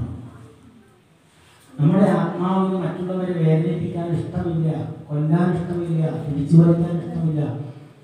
എന്തെങ്കിലും കുറ്റം നമ്മൾ ആരെങ്കിലും ചെയ്താൽ അതുമുതൽ നമ്മൾ ടെൻഷൻ അടിക്കാൻ തുടങ്ങും. ഞാൻ എന്തെങ്കിലും കുറ്റം ചെയ്തവനോ കള്ളനോ ആയിരുന്നു എന്ന് വിചാരിക്കുക അല്ല കേട്ടോ. അതുകൊണ്ടാണ് ഞാൻ സുമേഷ് സാർ വന്നപ്പോൾ സ്വന്തമായിട്ട് വിളിക്കുന്നത്. മറ്റത് കാക്കിയുടെ കളർ അവിടുന്ന് കാണുമ്പോഴത്തേക്ക് ഞാൻ നോക്കും ആദ്യം വേറെ ഏതാ അവിടെ. കാരണം ഞാൻ വിചാരിക്കുന്നത് എന്താ, എന്നെ പിടിക്കാൻ പറ്റുമോ? എനിക്കങ്ങനെ തോന്നിയോ? ഇല്ല, എനിക്ക് തോന്നിയത് ചിലപ്പോൾ ഇങ്ങോട്ട് വരികയായിരിക്കും. വണ്ടിയുടെ ഒച്ചകെട്ട പേടിയാവും ചിലർക്ക്. എന്താ, ഒന്നിക്കിൽ അവനെ വണ്ടി ഇടിച്ചിട്ടുണ്ട്, അല്ലെങ്കിൽ അവനെ പിടിക്കാൻ പോലീസ് വണ്ടി ചെയ്യും ഇല്ലേ? പണ്ട് ഇവിടെ നിന്ന് നമ്മുടെ തലവണയിലാണ് ഒരു ചങ്ങാതി പാതയ്ക്ക് നടന്നിങ്ങനെ പോകുമ്പോൾ കുറച്ച് പ്രായമുള്ള കാര്യമാണ്. പോലീസ് വണ്ടി വന്ന് കൈകാണിച്ചപ്പോൾ പോലീസ് എല്ലാം വിളിച്ചു. അതോ ഞാൻ വിചാരിച്ചു മനുഷ്യന്മാരാണ്. എന്നൊക്കെ പേടിച്ചുകൊണ്ടേ ഇരുന്നാൽ നമുക്ക് പോലീസുകാരെ കാണുമ്പോൾ മനുഷ്യന്മാരായിട്ട് ചിലപ്പോൾ തോന്നില്ല, പേടിയാണ്. പക്ഷെ പേടിക്കാതിരിക്കുമ്പോൾ നമുക്ക് മനുഷ്യരായിട്ട് തോന്നും. നമ്മൾ ഹിന്ദു മുസ്ലിമിനെയോ ക്രിസ്ത്യാനിയെയോ അല്ലെങ്കിൽ പാഴ്സീനെയോ ജൂതനെയോ തമ്മിൽ ഭയപ്പെടുമ്പോൾ നമുക്ക് ആ മതങ്ങളെ ഭയമുണ്ടാവും. നമുക്ക് മൃഗങ്ങളെ ഭയക്കുന്നത് നാം അതിനെ ഉപദ്രവിക്കുമ്പോൾ. നിങ്ങൾ കേട്ടിട്ടുണ്ട്, പല മൃഗങ്ങളും ജീവിക്കുന്ന സ്ഥലങ്ങളിൽ മനുഷ്യർ സ്വസ്ഥമായിട്ട് ജീവിക്കുന്നുണ്ട്. ഹിമാലയത്തിലൊക്കെ പോയ ആളുകൾ നേരിട്ട് അനുഭവിച്ചവർ പറയാണ്, പുലിയും കരടിയും ഒന്നും നമ്മളെ ഉപദ്രവിക്കുന്നത്. കാരണം അവർക്കറിയാം നമ്മൾ അവരെ ഉപദ്രവിക്കില്ല. ഇവിടെയൊക്കെ പയ്യന്മാർക്ക് നന്നായിട്ട് അറിയാം നമ്മൾ കല്ലെടുത്തറിയും. അതുകൊണ്ട് നമ്മൾ വെറുതെ വഴിയെടുത്ത് തിന്നാൻ കാണിച്ചാൽ മതി, പയ്യനെ കൊടുക്കുന്ന തോക്കാണെന്ന് മനസ്സിലാവും അല്ലേ? അപ്പോൾ നമ്മൾ ഭയപ്പെടാൻ കാരണം, നമ്മൾ പേടിക്കാൻ കാരണം, നമ്മൾ ടെൻഷൻ അടിക്കാൻ കാരണം ഇവിടെ എന്തെങ്കിലും ഒരു സാധനം ഞാൻ കട്ടൂന്ന് പോയില്ല. പിന്നെ യാദൃച്ഛികമായിട്ട് ശില ടീച്ചറോ ചന്ദ്രനെ വിളിച്ച് എന്താ മാഷെ ഞങ്ങളോടൊന്നും യാത്ര പറയാതെ പെട്ടെന്ന് പോയി കളഞ്ഞെന്ന് ചോദിക്കുമ്പോഴത്തേക്ക് അത് വിളിച്ചോ ഞാൻ കട്ടോട് പോയി എന്നാണ് ആലോചന വരിക. ഞാനൊന്നും കട്ടില്ലാതെയാണ് പോയതെങ്കിൽ, കക്കാതെയാണ് പോയതെങ്കിൽ ഇവർ വിളിക്കുമ്പോൾ ഞാനേ പെട്ടെന്ന് പറയാൻ പറഞ്ഞില്ല, എനിക്ക് സന്തോഷം ഉണ്ടാകും. ഞാൻ പെട്ടെന്ന് നിങ്ങൾ നോക്കി കേട്ടോ, ഞാൻ കണ്ടില്ല, വേഗം അവിടുന്ന് പറഞ്ഞു പോയതാ എന്ന് പറഞ്ഞു. നിങ്ങൾ പേരിയാനായിട്ട് പറയുന്ന വിഷമം തോന്നരുത്. സൗമ്യ എന്ന് പറയുന്ന ഒരു സ്ത്രീ അല്ലേ, സ്വന്തം അച്ഛനും അമ്മയ്ക്കും മക്കൾക്കും അല്ല ഇൻവെഷൻ കൊടുത്ത് കൊന്നിട്ട് അവസാനം ജയിലിൽ കിടന്നിട്ട് എന്താ ചെയ്തവര്? എന്താ ചെയ്ത സൗമ്യ? ജയിലിൽ നിന്ന് തൂങ്ങി വെച്ചു. സന്തോഷമായിരുന്നു ഉള്ളതെങ്കിൽ തൂങ്ങി വെക്കണം. ജയിലിൽ പോയി ഡാൻസ് കളിച്ചാൽ പോലെ എന്താ ഡാൻസ് കളിക്കാൻ? അവർ അസ്വസ്ഥരായി. സത്യത്തിൽ അങ്ങനെ ചെയ്തിട്ടുണ്ടെങ്കിൽ അവർക്ക് ഇപ്പോൾ സന്തോഷം ഉണ്ടാവുമോ? അല്ല. എന്തുകൊണ്ടാണ് ക്രിമിനോളജി, അതായത് കുറ്റകൃത്യങ്ങളെ തെളിയിക്കാനുള്ള ശാസ്ത്രമാണ് ക്രിമിനോളജി. ക്രിമിനോളജി ലോകത്തിൽ ഒന്നേ ഉള്ളൂ, ഇന്ത്യയിലായാലും അമേരിക്കയിലായാലും ശാസ്ത്രമൊന്നും. ക്രിമിനോളജി പറയുന്നത് മരണമൊഴി സത്യമായിരിക്കും. ഞാൻ വിഷം കുടിച്ച് ചാവാൻ പോകുന്ന സമയത്ത് ജീവൻ കുറച്ചേ ഉള്ളൂ എങ്കിൽ ജഡ്ജ് വന്നിട്ട് എന്നോട് ചോദിക്കും, നിങ്ങൾക്ക് ആരെങ്കിലും വിഷം തന്നതാണെന്ന് ചോദിക്കുമ്പോൾ ആ കുട്ടി കൃഷ്ണനാണെന്ന് പറയില്ല. മരണത്തിന്റെ അടുത്ത് നിൽക്കുമ്പോൾ എന്താ കാരണം? ആത്മാവിന് കളവ് പറയാനോ കക്കാനോ പിടിച്ചു പറിക്കാനോ മറ്റുള്ളവരെ കൊല്ലാനോ ഇഷ്ടമില്ല. പക്ഷെ മദ്യപിച്ചാൽ, മയക്കുമരുന്ന് കഴിച്ചാൽ, വളരെയേറെ മാനസികമായ വിഭ്രാന്തി, ദേഷ്യമൊക്കെ വന്നാൽ നമ്മൾ കൊല്ലും. അപ്പോൾ അതിന് കാരണം നമ്മുടെ സ്വാർത്ഥതയാണ്, നമ്മുടെ ശരീരത്തിന്റെ സ്വാർത്ഥതയാണ്. ചെറിയ കുട്ടികളെ മുതൽ പീഡിപ്പിക്കുന്നു, പലരെയും അച്ഛനെയും അമ്മേനെയും കൊല്ലുന്നു. ന്യൂസിലൊക്കെ കാണുന്നില്ലേ? ശരീരത്തിന്റെ സ്വാർത്ഥത. എന്ത് നേടിയ അവസാനം? ഒന്നും നേടിയില്ല. ജയിലിൽ വെച്ച് സ്വയം മരിച്ചു. ഭാര്യയെ പാമ്പിനെ കൊണ്ട് കടിപ്പിച്ചു കൊന്നു. എന്താ നേടിയ അവസാനം? സൂരജ് ഉത്തരേന പോലെ ഇത് നേടി ജയിലിൽ ഉണ്ടാകുന്നു. വെളിച്ചം കാണുന്നില്ല, പുറത്തുനിന്ന് ടോർച്ചടിച്ചു കൊടുക്കണം, എന്നാലും വെളിച്ചം കാണും. നമ്മളെന്ത് ചെയ്യണമെന്ന് ആലോചിച്ചില്ല. മറ്റുള്ളവരെ സഹായിക്കുക, സന്തോഷമുണ്ടാവും. മറ്റുള്ളവരെ സ്നേഹിക്കുക, സന്തോഷമുണ്ടാവും. പ്രളയം വന്നില്ലേ 2018? സ്ഥലവും പറയുന്നില്ലേ? തൊട്ടടുത്ത് പെന്തക്കോസുകാരുടെ പ്രാർത്ഥനാലയമായിരുന്നു ഒരു സ്ഥലത്ത്, ആരാധനാലയം. അതിൻ്റെ ഇപ്പുറത്ത് ജീവിക്കുന്നത് പെന്തക്കോസുകാരനല്ലാത്തൊരാളായിരുന്നു. ഇയാൾ നിരന്തരം പോയിട്ട് സ്റ്റേഷനിൽ പെറ്റീഷൻ കൊടുക്കായിരുന്നു. അവൻ പാട്ടുപാടി ജനിക്ക് സൗകര്യമില്ല, അവൻ പാട്ടുപാടി ജനിക്ക് സൗകര്യമില്ല. അതിൻ്റെ തൊട്ടപ്പുറത്ത് വേറൊരു വീട്. ഇവരുടെ കഷ്ടകാലത്തിന് മത്സ്യമൊന്നും അങ്ങനെ കഴിക്കാത്തവരാണ്, എല്ലാ കാലവും കഷ്ടകാലം. അപ്പുറത്തെ വീട്ടുകാർ മത്സ്യം കഴിക്കുക, വെള്ളം എന്നെ പറമ്പിലേക്ക് പാടും എന്ന് പറഞ്ഞിട്ട് അവർക്ക് എതിരെയും കേസ് കൊടുക്കുക. ഇവൻ മാത്രം നല്ലവൻ. പെന്തക്കോസുകാരൻ മോശം, പാട്ട് പാടുന്നത്. അവൻ മീൻ കൂട്ടുന്നത്, അവൻ മോശം. 2018 പ്രളയം വന്നപ്പോൾ പെന്തക്കോസും ഇല്ല, ഇവനും ഇല്ല, മറ്റവനും ഇല്ല. എന്നെ വെള്ളം കയറി. എങ്ങനെയാ രക്ഷപ്പെടുകയെന്ന് ചോദിച്ചപ്പോൾ ഈ പെന്തക്കോസിലെ അവിടെയുള്ള പാസ്റ്ററാണ് എൻ്റെ കുട്ടികളെ എടുത്തിട്ട് ജീപ്പ് കയറ്റി കൊടുക്കുന്നത്. അത് കഴിഞ്ഞപ്പോൾ ഞാൻ അവിടെ ചെന്നത് കഥയല്ല കേട്ടോ. ഞാൻ ചോദിച്ചു, എങ്ങനെയുണ്ട് പെന്തക്കോസുകാരനും മറ്റേ വീട്ടുകാരനൊക്കെ? എല്ലാവരും വന്ന് സഹായിച്ചു. അതുകൊണ്ട് ഭാര്യയും മക്കളും പട്ടിയും കുട്ടിയും ചട്ടിയും വട്ടിയും ഒക്കെ രക്ഷപ്പെട്ടു. ഇനിയും വരും പ്രളയം അല്ലേ? വരണോ? ഇവിടെയൊക്കെ മീനായിരുന്നോ? കള്ളാട് ചെറിയ അല്ലേ? ബോട്ടുകൾ എടുത്തിട്ട് ആളുകൾ കാവുന്ന ടൗണിലൂടെ ആളുകളെ രക്ഷപ്പെടുത്താൻ പോയില്ലേ? നമ്മുടെ ദുരന്തങ്ങളിൽ തൊട്ടടുത്തുള്ള ആളുകളെ നമ്മൾ മതത്തിന്റെയോ ജാതിയുടെയോ അല്ലെങ്കിൽ നമ്മുടെ കുടുംബത്തിലെ തന്നെ ആളുകളെ, ആങ്ങളെ കണ്ടുകൂടാ, പെങ്ങളെ കണ്ടുകൂടാ, അച്ഛനെ കണ്ടുകൂടാ, ചേട്ടനെ കണ്ടുകൂടാ, സ്വത്തിന്റെ പേരില് വീരം വെക്കുക, തറവാട് സ്വത്ത് വീരം വെക്കുക. അപ്പൊ വന്നിട്ട്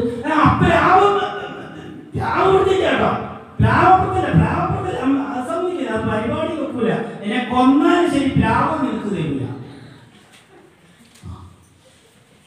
എല്ലാം വീരം വെച്ച് കഴിഞ്ഞാലും അമ്മേനെ അമ്മ അമ്മേനെ വേണ്ട, പ്ലാവിനെ മതി. അച്ഛനപ്പോ കത്തിൽ പഠിച്ചിട്ടില്ല, അച്ഛനെ പിടിക്കില്ല. മനുഷ്യൻ ഇങ്ങനെയാവുന്നു. നിങ്ങൾ അവസാന കാലത്ത് സന്തോഷിക്കുക. നിങ്ങളോടല്ല പറയുന്നത് ഞാൻ. നിങ്ങളിന്ന് ഹോണ്ട് ചെയ്തുകൊണ്ടിരിക്കും. നിങ്ങൾ സ്വന്തം അച്ഛനെയും അമ്മയെയും മക്കളെയും ഉപേക്ഷിച്ച് പുതിയ കാമുകനെയും ഭർത്താവിനെയും ഭാര്യയെയും തേടി, കാമിനിയെയും തേടി പുതിയ മേച്ചിൽപ്പുറങ്ങളും സ്വത്തും സമ്പാദ്യവും സുഖങ്ങളും ആഗ്രഹിച്ചോടി നടന്നാൽ നിങ്ങൾക്കും ഉണ്ട് ഒരു കാലം. ആ കാലം നിങ്ങൾ വെറുതെ വിടുക. ചെറിയ കഥ പറയാം. നിങ്ങൾ സമീപത്ത് നടന്ന കഥ ഓർമ്മ വന്നു. കാപ്പിക്കളം എന്നൊരു സ്ഥലമുണ്ട്. അവിടെ 92 മണ്ണിടിഞ്ഞ് 12 പേര് മണ്ണിനടിയിൽ പോയി. ഒരു കുട്ടി മാത്രം രക്ഷപ്പെട്ടു. അവരുടെ സ്വന്തക്കാരെങ്കിലും ഇവിടെ ഞാൻ പറയുന്നത് സത്യമാണോ ആലോചിച്ചാൽ ഉണ്ടല്ലേ? 8 പേരുടെ ഡെഡ് ബോഡി മണ്ണിൽ നിന്ന് മാന്തിയെടുത്ത ആളുകളിൽപ്പെട്ട ആളുകളാണ് ഞാനും സദാണ്.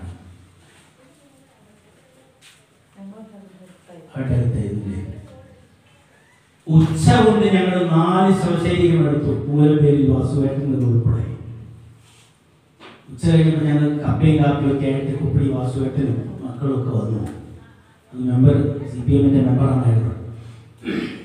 വൈകുന്നേരം സന്ധ്യയായപ്പോൾ 8 ശവശരീരം കിട്ടി. ഇനിയും കിട്ടാണ്ട്, സുധാകരന് കിട്ടാണ്ട്, ഭാര്യയുടെ കിട്ടാണ്ട്, മകൻ്റെത് കിട്ടാണ്ട്, അവസാനം കിട്ടിയതാണ് മിലിറ്ററി വന്നിട്ട് അല്ലേ? ചേച്ചിക്ക് അറിയാം. ഞങ്ങളുടെ അടുത്ത് പറയും ഉഗാണ്ടിലെ കഥയൊന്നുമല്ല. അതെല്ലേ വന്നതാ. നിങ്ങളെ വീട്ടുപേരൊക്കെ പറയാൻ അറിയായിരിക്കും. അപ്പോ സന്ധ്യയ്ക്ക് ഞങ്ങൾ വീട്ടിൽ നിന്ന് കാപ്പി കുടിച്ചുകൊണ്ടിരിക്കുന്നു. അതിൻ്റെ മുമ്പ് ഒരു സംഗതി എന്താ വെച്ചാൽ, ആദ്യം ഈ മൂലപ്പേരിൽ വാസുവേട്ടൻ്റെ ഡെഡ് ബോഡിയാണ് ഞങ്ങൾക്ക് കിട്ടുന്നത്. ഞങ്ങളെ കൂടെ ഉണ്ടായിരുന്ന മാണിച്ചേട്ടൻ ഉണ്ടായിരുന്നു. എല്ലാ വീട്ടിലും വെച്ചു മാണിച്ചേട്ടൻ മഞ്ഞൂറായില്ലേ? ഞങ്ങളെ കൂടെ അളന്നത് മാണിച്ചേട്ടൻ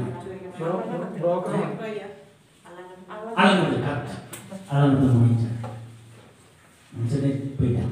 മാണിച്ചേട്ടൻ ഞങ്ങൾ 6 പേര്, ഞങ്ങൾ 7 പേരാണ്. പോലീസും പട്ടാളൊക്കെ വരുന്നതിന് മുൻപ്. അപ്പോൾ ഞങ്ങളെല്ലാം കൂടെ ആദ്യ ബോഡി കണ്ടപ്പോൾ എന്തോ പശു കാണാമെന്ന് വിചാരിച്ചു. പക്ഷെ പിന്നെ മനുഷ്യനാണെന്ന് മനസ്സിലായി.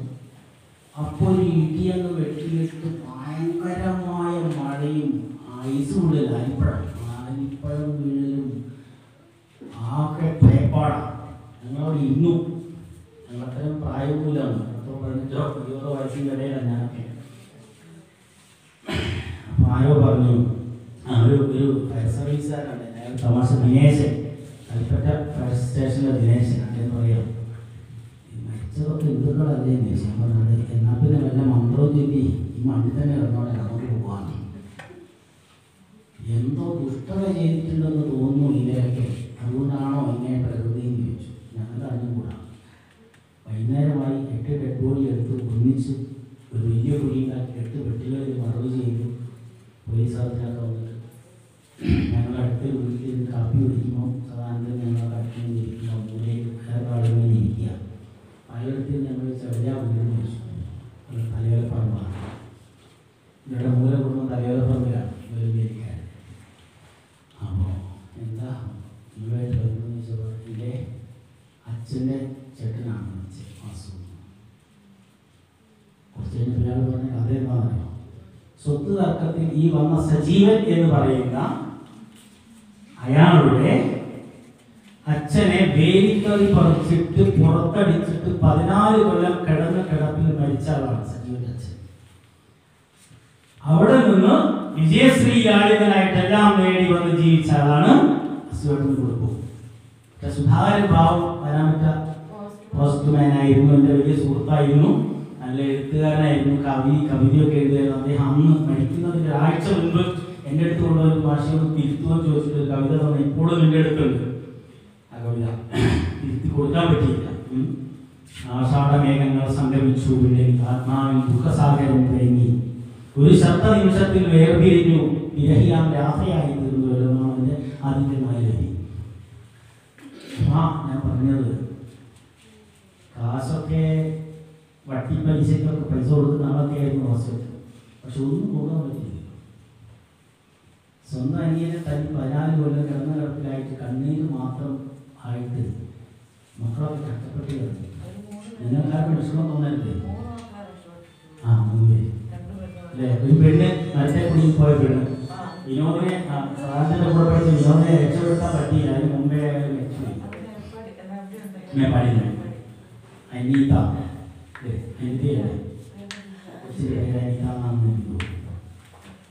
അപ്പോ ഞാൻ പറഞ്ഞത്, നമ്മൾ എന്ത് ചെയ്യുന്നു എന്ന് ശ്രദ്ധിച്ചുകൊണ്ടിരിക്കുക. നമ്മൾ അച്ഛനോടൊത്ത് പറയുന്നു, അമ്മയോടൊത്ത് പറയുന്നു, മക്കളോടൊത്ത് പറയുന്നു. സീരിയൽ കണ്ടുകൊണ്ടിരിക്കുന്നു. മക്കൾ വന്നിട്ട് അമ്മയെ വിശക്കുന്നു പോടായി കാണുമ്പോൾ നിങ്ങൾക്ക് വിശപ്പില്ലേ?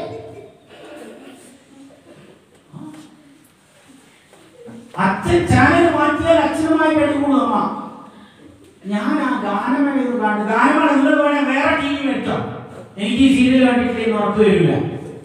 കുടുംബ വിളക്ക്, കുടുംബ വിളക്കല്ല, കുടുംബ വഴക്ക, അടിമണി കൂടുന്ന പരിപാടിയാണ്. ക്രിസ്ത്യാനികളെ പറ്റിക്കാൻ വേണ്ടിയിട്ട് പള്ളിയിലെ കഥ പറയും, ഹിന്ദുക്കളെ പറ്റിക്കാൻ വേണ്ടിയിട്ട് ബാല ഹനുമാൻ, ബാലശിവൻ, കുട്ടി ശിവൻ തരുമോ? വെറുതെ കള്ളക്കഥയും വയ്ക്കുന്നതാണ്. സൂക്ഷിച്ചോ നിങ്ങളുടെ സമയങ്ങൾ. നമ്മൾ പാവം ഇങ്ങനെ ഇരുന്നിട്ടാവോ ദേവി മഹാത്മ്യം, ദേവി അങ്ങനെ പ്രത്യക്ഷപ്പെടുന്ന ഒരു ശക്തിയേ അല്ല ദേവി. സംശയം വേണ്ട. മാഷത്തേക്ക് പറയുന്നത് ചോദിക്കാൻ കേട്ടോ. ഇവിടെയുള്ള സമീപത്തുള്ള എല്ലാ ക്ഷേത്രങ്ങളിലും പ്രഭാഷണം നടത്തിയാണ്.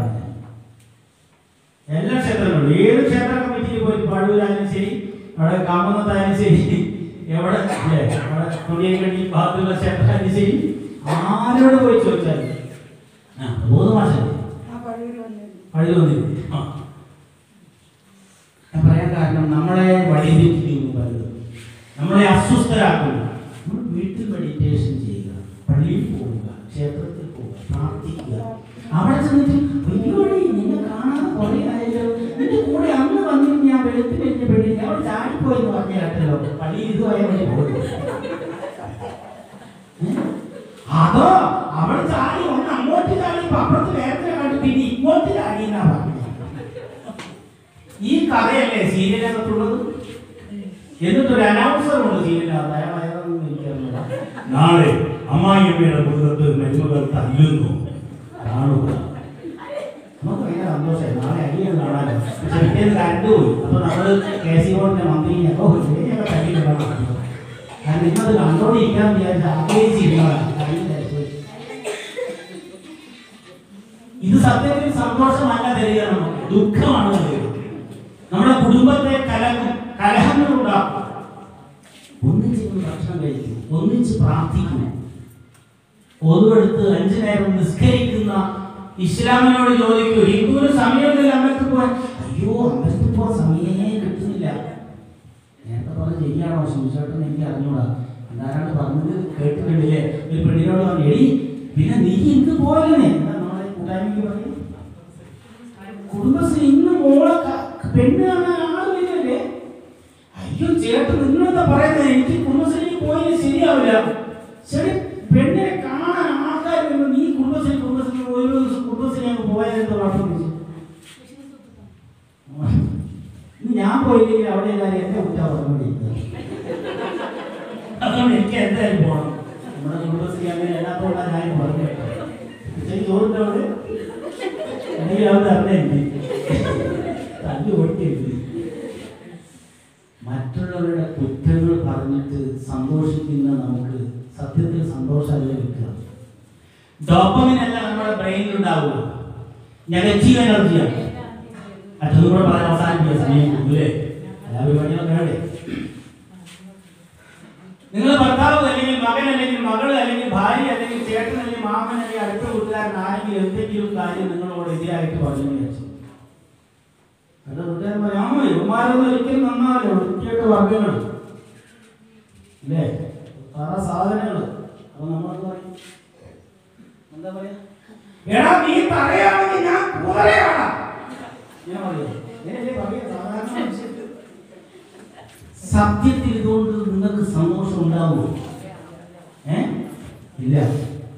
നമ്മളതൊക്കെ കേട്ടോ. ചില ആൾക്കാർ ചോദിക്കും, അവരോട് ബഹളം ഉണ്ടാക്കി ചീത്ത പറഞ്ഞപ്പോൾ നിങ്ങളെന്താ ഉണ്ടാകുന്നത്? അവരവരുടെ നമസ്കാരം കാണിച്ച് നമ്മൾ നമ്മുടെ നമസ്കാരം.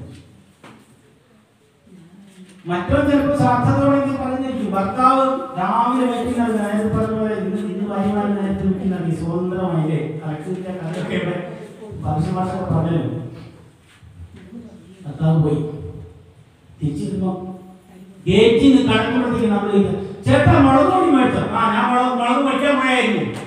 നീ 100 കാര്യം തലേ കയറ്റിക്കൊണ്ട് നിൽക്കുകയാണ്. നമ്മൾ വന്ന് കയറുന്നതിന് മുമ്പേ കയറിയിട്ട് മുളക് പൊടി വാങ്ങിച്ചോ എന്ന് ചോദിച്ചാൽ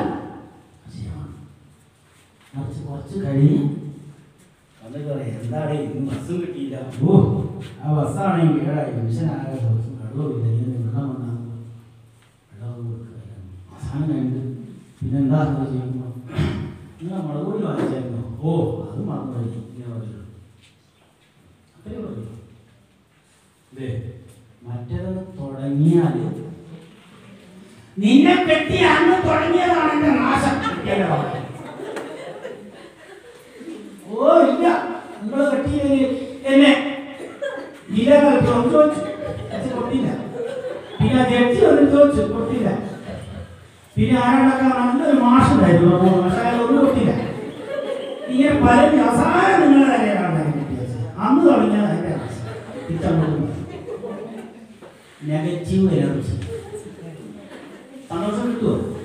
നമ്മൾ വിചാരിക്കുന്ന സന്തോഷമാണ്, ഒരിക്കലും കിട്ടില്ല. ഒരിക്കലും സന്തോഷം ഉണ്ടാവില്ല. കുറച്ച് കഴിഞ്ഞാൽ നിങ്ങൾ ആലോചിച്ച് നോക്കൂ. അങ്ങനെ ചെയ്യുന്ന ഞാൻ പറയുന്നത്, അങ്ങനെ ചെയ്യുന്ന ആളുകളുണ്ട്, ഏതെങ്കിലും ചെയ്യുന്നവരോട് ചോദിച്ചു കുറച്ച് കഴിയുമ്പോൾ നിങ്ങൾക്ക് എന്താ തോന്നുന്നത്? വേണ്ടായിരുന്നു. അതിനു വേണ്ടിയിട്ട് ഭർത്താവ് വെള്ളം അടിച്ച് വന്നിട്ട് തരുമ്പോൾ അവിടെ നിന്നോണ്ട് കൊള്ളണം എന്നല്ല ഞാൻ പറയുന്നത്. ഓടി രക്ഷപ്പെട്ടോളൂ. ഞാൻ നിങ്ങൾ സൈക്കിളിൽ മേടിച്ചു ചാടിക്കടിക്ക് പോയിട്ടോ സൈക്കിൾ എടുത്ത് പോയിക്കോ. ഉമ്മ നല്ല വിറ്റ് സത്യം പറയണം. ഉമ്മ ഇപ്പോൾ സത്യം പറയും.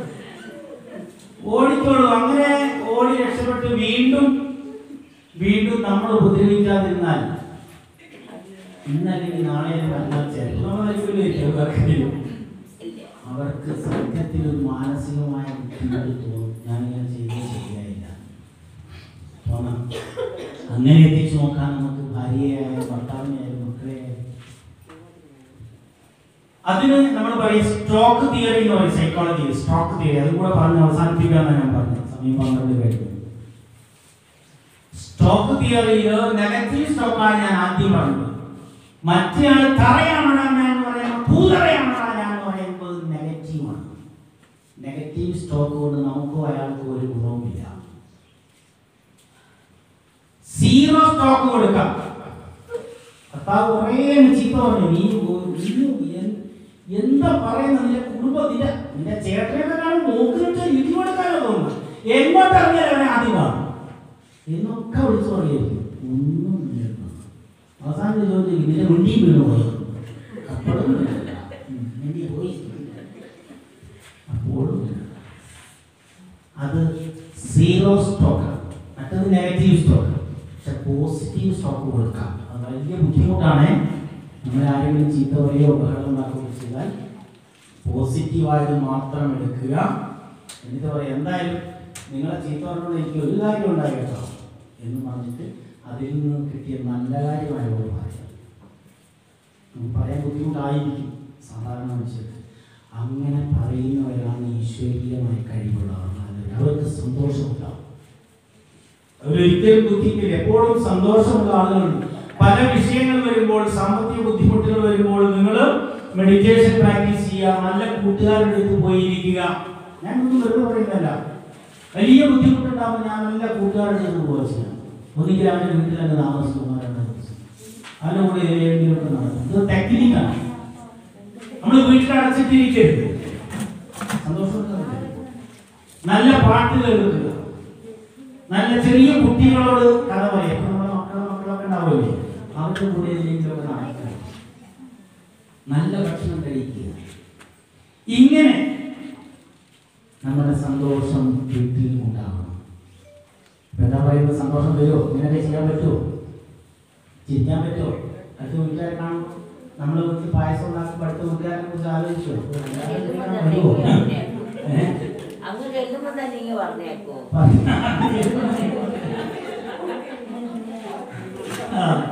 പായസം കുടിച്ചോണ്ടിരിക്കുമ്പോ അടുത്ത വീട്ടുകാരൻ വരുന്ന പതുക്കെ പായസം കട്ടിന്റെ അടിയിലേക്ക് കോളാക്കി എടുത്തേക്ക് നിർത്തി മാറ്റും.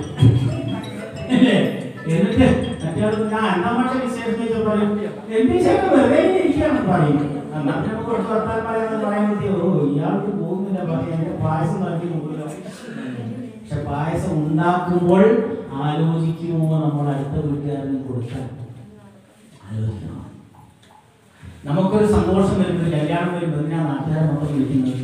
ഇന്ന് വിളിക്കുന്നത് ചിലപ്പം മറ്റേ കുറിക്കാൻ നടത്തിയില്ലേ? ഫ്ലൈറ്റ് നടത്തി പൈസ ഉണ്ടാവില്ലേ? ഇപ്പൊ കൊടുക്കാനില്ല. നിങ്ങളെ ഞാൻ സിനിമയിലേക്ക് എത്തിയിരിക്കുന്നു. പിരോമിക്ക് ശേഷം ഒരാൾ ശരിക്കും ഉരുളക്ക് ഉപ്പേരി ഇങ്ങനെ ഇപ്പൊ കൊടുത്ത പൈസ. പക്ഷെ മുമ്പ് അതിനെ വിളിച്ചത് എല്ലാരും വന്ന് ഒന്നിച്ച് ഭക്ഷണം കഴിച്ച് കളിച്ച് തിരിച്ച് അല്ലേ? അപ്പൊ കല്യാണത്തിനാകുമ്പോ മരിച്ചു പോയ സ്ഥലങ്ങളിൽ പോലും എത്താത്തവരെയൊക്കെ വിളിക്കും. മരിച്ചെടുത്ത് ചിലപ്പോൾ വന്നിട്ടുണ്ടാവില്ല, കുടുംബാൾക്കൊണ്ട്. കല്യാണത്തിനാണെങ്കിൽ വിളിക്കും. അതൊക്കെ മറക്കാൻ നമുക്ക് വിളിക്കാൻ സന്തോഷിക്കപ്പെടും. അപ്പൊ സമൂഹം ഇവിടെ ഈ മണക്കുവയൽ ഈ പ്രദേശം 4-ാം വാർഡ് അല്ലേ? ഈ 4-ാം വാർഡിന്റെ പഴയ ചരിത്രം ഞാൻ പറഞ്ഞു. എനിക്ക് ശരിക്കും നന്നായിട്ട് അറിയുന്ന സ്ഥലമാണ്. ഇവിടെയുള്ള വീടുകളൊക്കെ എനിക്കറിയാം. എവിടുന്ന് വന്നു വിചാരിക്കില്ല. നല്ല കൂട്ടായ്മയുള്ള സ്ഥലമാണ്. ഈ കൂട്ടായ്മ ശക്തിപ്പെടുത്തിയാൽ എല്ലാ രാഷ്ട്രീയത്തിനുപരിയായിട്ട്, മതത്തിനുപരിയായിട്ട്, ജാതിക്കുപരിയായിട്ട്, വർഗത്തിനുപരിയായിട്ട്, വർണ്ണത്തിനുപരിയായിട്ട് നമുക്ക് സന്തോഷമുണ്ടാവും. എല്ലാത്തിനും ഒന്നിച്ചു നിൽക്കണം. അത് കൃഷി ഇറക്കാനാവട്ടെ, ജനനത്തിലാവട്ടെ, കല്യാണത്തിലാവട്ടെ, മരണത്തിലാവട്ടെ, ദുഃഖങ്ങളിലും സന്തോഷങ്ങളിലും ഒക്കെ ഒന്നിച്ചു പോകുക. വരുന്ന തലമുറയെ അത് കാണിച്ചു കൊടുക്കണം. അത് സ്വാർത്ഥരായി മാറിപ്പോകും. അതുകൊണ്ട് അമ്മമാരുടെ ഈ കൂട്ടായ്മയ്ക്കുള്ള പ്രത്യേകത, ഒരു അമ്മ വിചാരിച്ചാൽ ആ സംസ്കാരം 3 തലമുറയിലേക്ക് കൊടുക്കാൻ പറ്റും. അമ്മ വിചാരിച്ചാൽ കുടുംബം നശിക്കും. ഒരമ്മയില്ലാത്ത വീട് കണ്ടാൽ പെട്ടെന്ന് നമുക്ക് തിരിച്ചറിയും. അവിടെ അടിച്ചു വാരിണ്ടാവില്ല, അവിടെ വൃത്തി ഉണ്ടാവില്ല, അടുക്കും ചിട്ടയുണ്ടാവില്ല. അമ്മയാണ് അടിസ്ഥാനം. അമ്മ എപ്പോഴും സീരിയലിന് മുമ്പിൽ ഇരിക്കുകയല്ല ചെയ്യേണ്ടത്. അവിടുത്തെ വീടിനെ എപ്പോഴും ശ്രദ്ധിച്ചുകൊണ്ടേയിരിക്കണം അമ്മ. അച്ഛനും പങ്കുണ്ട് കേട്ടോ, പറയുന്നത് കൂടെ പറയാം. ഇല്ലെങ്കിൽ 2-ാം ക്ലാസ് പഠിക്കുന്ന ഒരു കുട്ടി രാവിലെ ഓടി അടുക്കളയിൽ പറയാം, അമ്മേ അമ്മ ഇവിടെ കട്ടിൽ കൊണ്ട് ആരോട് കിടക്കുന്നത്? അത് അച്ഛനാണെന്ന് കാണല്ല മൂപ്പരാണ്. അങ്ങനെ ആയിക്കോളൂ അച്ഛന്മാർ. അതുകൂടെ നമ്മൾ ശ്രദ്ധിക്കണം. കാരണം മൂപ്പര് ജോലിക്ക് പോയിട്ട് എപ്പോഴും ആഴ്ചയിലോ 30-ലോ 20-ലോ കയറി വന്നാലായി. അപ്പൊ മക്കൾക്ക് അറിയില്ല അച്ഛനാണെന്നുള്ളത്. അങ്ങനെ അവർക്ക് ഒന്നിച്ച് ബീച്ചിൽ പോകണം. വയനാട്ടിൽ ബീച്ചിലേക്ക് പോവാ. ഒന്നിച്ച് സിനിമയ്ക്ക് പോകണം. കേട്ടോ, ഒന്നിച്ച് TV കാണണം. അത്തരത്തിലുള്ള പരിപാടികൾ വെക്കണം കേട്ടോ. സഹായം പറയാം. ചെറിയ കുട്ടികളൊന്നും പുറത്തില്ലല്ലോ. അച്ഛനും അമ്മയും കൂടെ ഇരുന്നിട്ട് TVയിൽ എന്തോ അത്ര നല്ലതല്ലാത്ത എന്തോ സംഗതി കണ്ടുകൊണ്ടിരിക്കുക. അപ്പൊ 5-ാം ക്ലാസ് പഠിക്കുന്ന ഇങ്ങനെ 5-ാം ക്ലാസ് എത്തിയിട്ടില്ല. 4-ക്ക് 3 ആയിക്കോട്ടെ. 3-ാം ക്ലാസ് പഠിക്കുന്ന അതിന് ഞാൻ നോക്കിയപ്പോൾ പെട്ടെന്ന് ഒരു ചാനൽ മാറ്റി. അപ്പൊ ചോദിച്ചു, എന്താ അച്ഛാ അവിടെ ഇങ്ങനെ ആൾക്കാരൊക്കെ ഇങ്ങനെ എന്താ ട്രൗസർ കുപ്പായൊന്നും ഇട്ടിട്ടില്ലേ? അതാണ് മക്കളെ, ലോകത്ത് എത്ര ആൾക്കാരാണെന്നറിയോ ദരിദ്രരായിട്ട് വസ്ത്രം പോലും ഇല്ലാത്ത പലരും കൊണ്ടുവന്നു. കുറച്ചു കാലം കഴിഞ്ഞ് ഇവനെ എവിടെയും ഒറ്റ എത്തിയപ്പോ ഒരു രാത്രി ആരോ TV തുറന്നത് ഒരു ശബ്ദം. അപ്പൊ ഭാര്യ പറഞ്ഞു, അല്ലേടാ ആരോ TV ഓണാക്കി വെളിച്ചം കാണുന്നില്ല. ഇവന്റെ ചാനൽ കണ്ടോണ്ടിരിക്കുക. അച്ഛ അച്ഛ അന്ന് കണ്ടതിനേക്കാളും തെറ്റിമാരുടെ ലോകത്തിൽ. അപ്പൊ നമ്മൾ കാണുന്നത് ശ്രദ്ധിച്ചോ.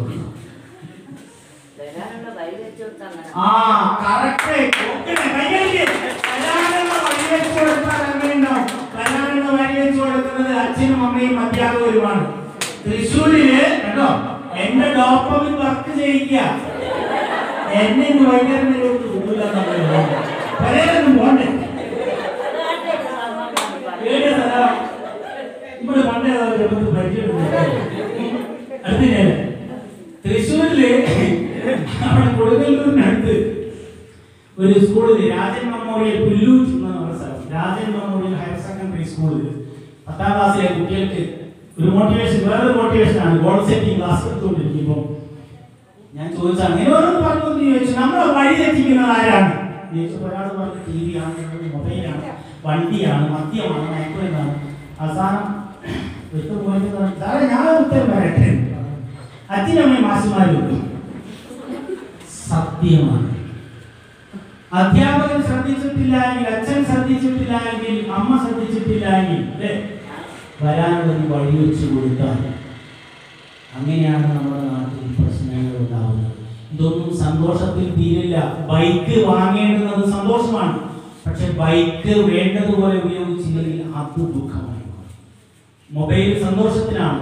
ഇന്ന് ഓൺലൈൻ ക്ലാസ്സുകളിലൂടെ വന്ന് കുട്ടികൾ വേറെ പല ലോകത്തേക്ക് പോകുന്നു. ശ്രദ്ധിക്കണം. അതിനെ കുറിച്ച് ഡീറ്റെയിൽ ആയിട്ട് ഞാൻ പറഞ്ഞു. പിന്നെ നമുക്ക് മൊബൈൽ എങ്ങനെ ഉപയോഗിക്കണം, മൊബൈലിന്റെ ആ യൂസേജിന്റെ പ്രശ്നങ്ങൾ, സങ്കീർണതകൾ.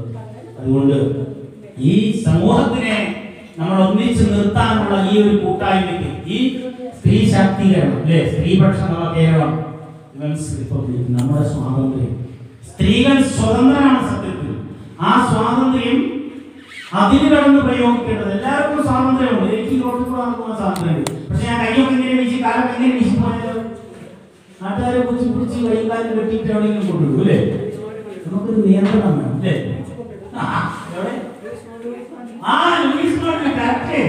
ഞാൻ പെട്ടെന്ന് ആലോചിച്ചത് പിന്നെ എവിടെയാണ് തൊട്ടടുത്ത സ്ഥലമാണ് ലൂയിസ് ഫണ്ട്. പുരാടത്തേക്ക് പോകണ്ട.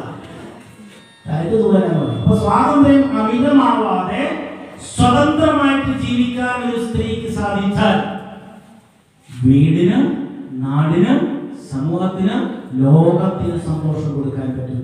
കൊടുക്കാൻ പറ്റട്ടെ എന്ന് ആഗ്രഹിച്ചുകൊണ്ട് എല്ലാവർക്കും നന്ദി, നമസ്കാരം.